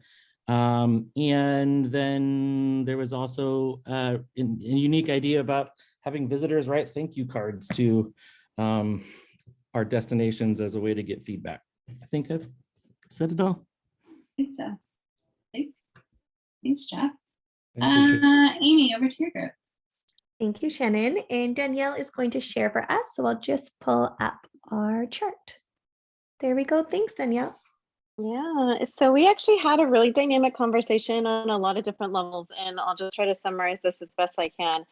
A lot of high urgency, high feasibility opportunities, and looking at promotion in general, talking about the viability of traditional promotional materials and promotional marketing, or marketing and things like guides and looking at tangible items versus digital QR codes, and how to get that storytelling out there as far as a narrative for visitors. And so we talked about podcasts, and we actually have some groups in the Valley that have done apps and things already. So again, it's things that are up and coming opportunities to leverage our storytelling. So a lot of opportunity, but again, not to move too quickly because there's a lot of demographics that still use traditional marketing tools. Like the Europeans, for example, still want their tangible resource. Looking at low urgency and low feasibility, oddly enough, we don't have any high urgency, low feasibility. But virtual concierge, paddling promotion, and looking at attending other events that kind of highlight the opportunities that we have in the Valley as a region. And then we did have an example of Virginia's for Lovers. So how to do a similar promotion so that we're known for something a little bit different than we are, which we've heard commonly throughout the theme today in our own breakout room of, how we find something that's uniquely Oregon and how to promote that. So things that are feasible, but not necessarily as urgent would be like more pop-ups at big events, which we do have that opportunity. We do have Oregon 22 coming up in Eugene.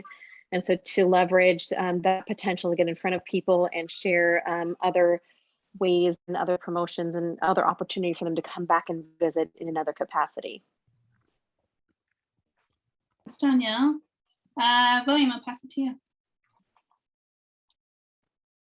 Thank you. I had a group of mavericks, so they obviously changed the exercise and did something different, but that's just who we are. That's how we roll. And Kpis is going to explain what we did. All right. Well, if we're the maverick, you're our goose. You're right there, stand behind us. So thank you. We actually found it useful to separate out the idea of promotions and messaging into the different audiences that would be hearing those messages. So our first group was potential visitors. What do we need for the people that we are actively messaging to and trying to get them to make a purchase decision and choose Oregon as their next destination? Some quick ideas in there. I won't read through all of them, but focusing on traveler philanthropy, staying flexible and nimble in our communications, especially with crises that we've experienced over the last couple of years.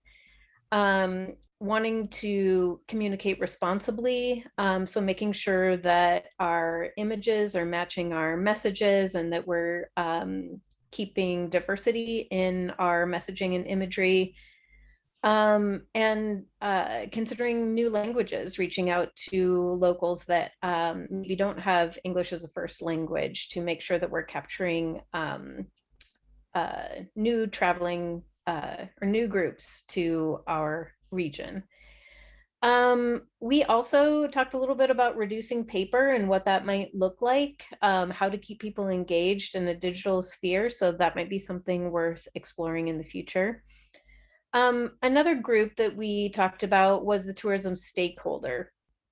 So we want to make sure that we're aligning and aligning the continuity of our messaging all the way from Travel Oregon, all the way down to the individual business or tourism stakeholder, making sure that the communications that are going out from those voices are matching the verbiage that we want them to be sharing. We recognize that there's maybe some room for them to level up their communications, and that there's some responsibility there maybe from Travel Oregon to reduce the levels of communication that are needed through that more traditional but maybe outdated tourism funnel.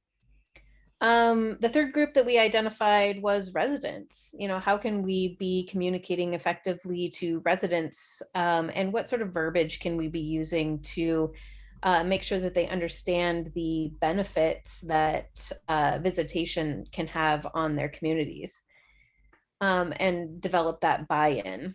And then the fourth group was elected officials. Something we talked about in both of our sessions was regular scheduled visits from tourism leadership to visit our county commissioners or city councils or chambers of commerce, to make sure that we're laying the groundwork of the importance of the visitor economy when we want to develop new projects. So we had a very good conversation, of course, highlighting the need for Harry Dalgard to appear in more TikToks. We really want to see more dances coming out of Travel Oregon. And frankly, we're disappointed that Harry hasn't stepped up in this way. Thanks, Kpis. Awesome. Lastly, Rebecca. Okay, thank you.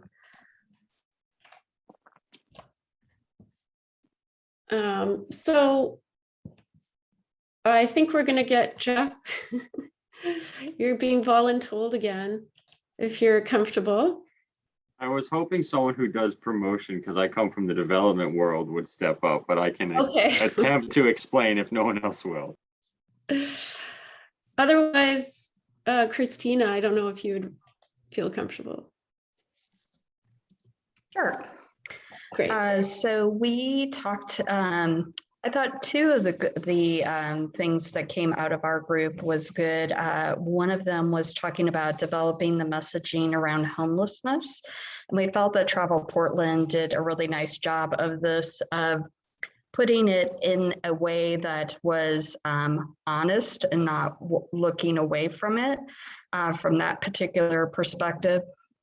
Another thing that came out that was I thought it was a great idea, is to also put, if you're coming to Oregon or are still newer or exploring into a new area, that you may not know specifically like whether that experience is at your level. So we were thinking about hiking and biking, whether or not it's more of a beginner or advanced, and that's something that could live on the DMO's website as well as Travel Oregon from that standpoint. And I'm even going to throw an idea out here, probably accessibility would also be an important thing to put onto that. Another thing that we talked a little bit about was also promoting. Most of the itineraries tend to start in Portland. And so there was some discussion around that Travel Portland has a much larger marketing budget than others, and that they tend to also promote the northern part of the valley as part of their wine. And so thinking of wine country, and so thinking about how do you move people throughout the valley? How do you distribute people from a geographical standpoint more equitably than what they probably are being at that point? So maybe it's about starting in the southern part of the valley and moving that particular way. The other thing that just came up was about making sure in order for us to be able to appropriately promote diversity, that we also need to be thinking about that from who we're hiring, from like either an employee standpoint or even contractor standpoint of having that diversity thought process as we try to put this together. So those were some of our key points. Thank you. Thanks, Christina. Okay. Okay, so I know we just have a few minutes left. So we had one more exercise, but what we'll do is, I know some of your group kind of touched on the conversation about attracting visitors. So what we'll do is we'll send out just some quick little homework if you wanted to weigh in further about that last exercise. But what I'll also do is just review, and Frank, I don't know if you have anything to add on that one while I get prepped for next steps. Oh, you're just on mute.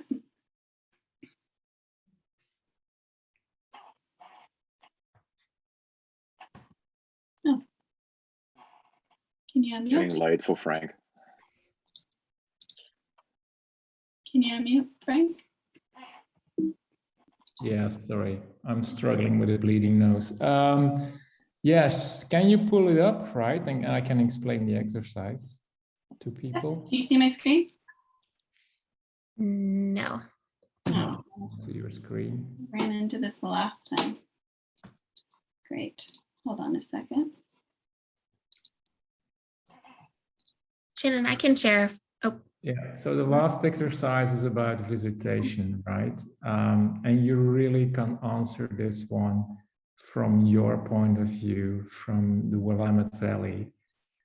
So we know that we want to be welcoming to everybody, but it doesn't mean that you need to promote to everybody. It doesn't mean that you should put any focus in your marketing efforts. So what I'm interested is, what is your low priority visitor? That's a tier 2, right? The people you don't think that are going to add that much value to your tourism destination and to your visitor economy. See, I learned fast. What is the soon to be? Maybe things have changed radically after COVID-19, and maybe things change and we need to look into groups of people that are very close to us or living among us, of people that have passions in other states, something like that. And then the tier 3 is the long shot. What is the unexplored kind of potential visitor? What is the untapped potential? We never thought about it. Maybe there is a niche you think about. We really need to dive into that kind of visitor. Maybe it's like ecotourism for farms or something. So don't overthink it, but we really are interested to hear from you. What is your low priority? What is your high priority? What is probably low-hanging fruit of people coming to your place? That's what we want to hear. So please send it to us, send your feedback on email, and we are really interested in it as well. Okay. Yeah, we'll send it an email to the group who's on the call today, and so you can filter it all back to one person. Yeah, that'd be great. Just quickly on next steps, I know we're just at time. Here's just again another snapshot of the project plan with Travel Oregon as it relates to the transformational strategy and organizational design. So over the next couple months, we will be distilling all of the insights from our focus groups, co-creation labs, etc., to develop a strategic framework, which we will share with Travel Oregon. And obviously the end goal is to deliver the transformational strategy in early 2022. So yourselves in the industry can kind of hit the ground running. And with that phase 3, what we're calling implementation, Destination Think will be working very closely with Travel Oregon on what that looks like, you know, looking at sort of how to implement the organizational change plan, looking to collaborate on sort of what are those key priorities and actions that come from the transformational strategy, and effectively supporting yourselves and the rest of Travel Oregon on how to drive that forward. So that phase 3 is targeted to start in sort of February, March of early next year. There's just something in the chat. Oh yes, and Staj just left a link there in terms of the draft plan, and the timeline is there as well. So if you have any questions relating to the timeline, so the next steps, feel free to reach out to Staj, as she's got lots of that information. Thank you so much for your time today. I know that 3 hours went really quickly, or 2.75. So really appreciate all your collaboration today. If you have any other thoughts or questions you wanted to pass by us, we love to hear from you, and you can reach out to Emily or Staj, and we'll follow up with that homework. Have a great rest of your day and evening, and we'll talk to you all soon. Thanks, everybody. Thank you, everyone.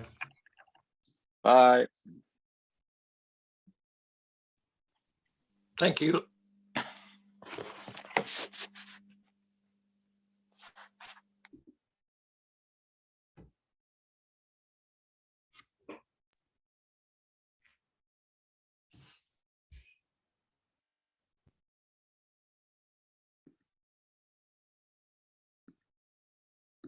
I'm going to go ahead and end this for everyone. There's another link. I know, Amy, you have a hard stop soon, but there's another link if we want to jump into Google Meet. I can jump in there. I'm free till 4. Okay. And speak off. Okay. Thank you. See you there.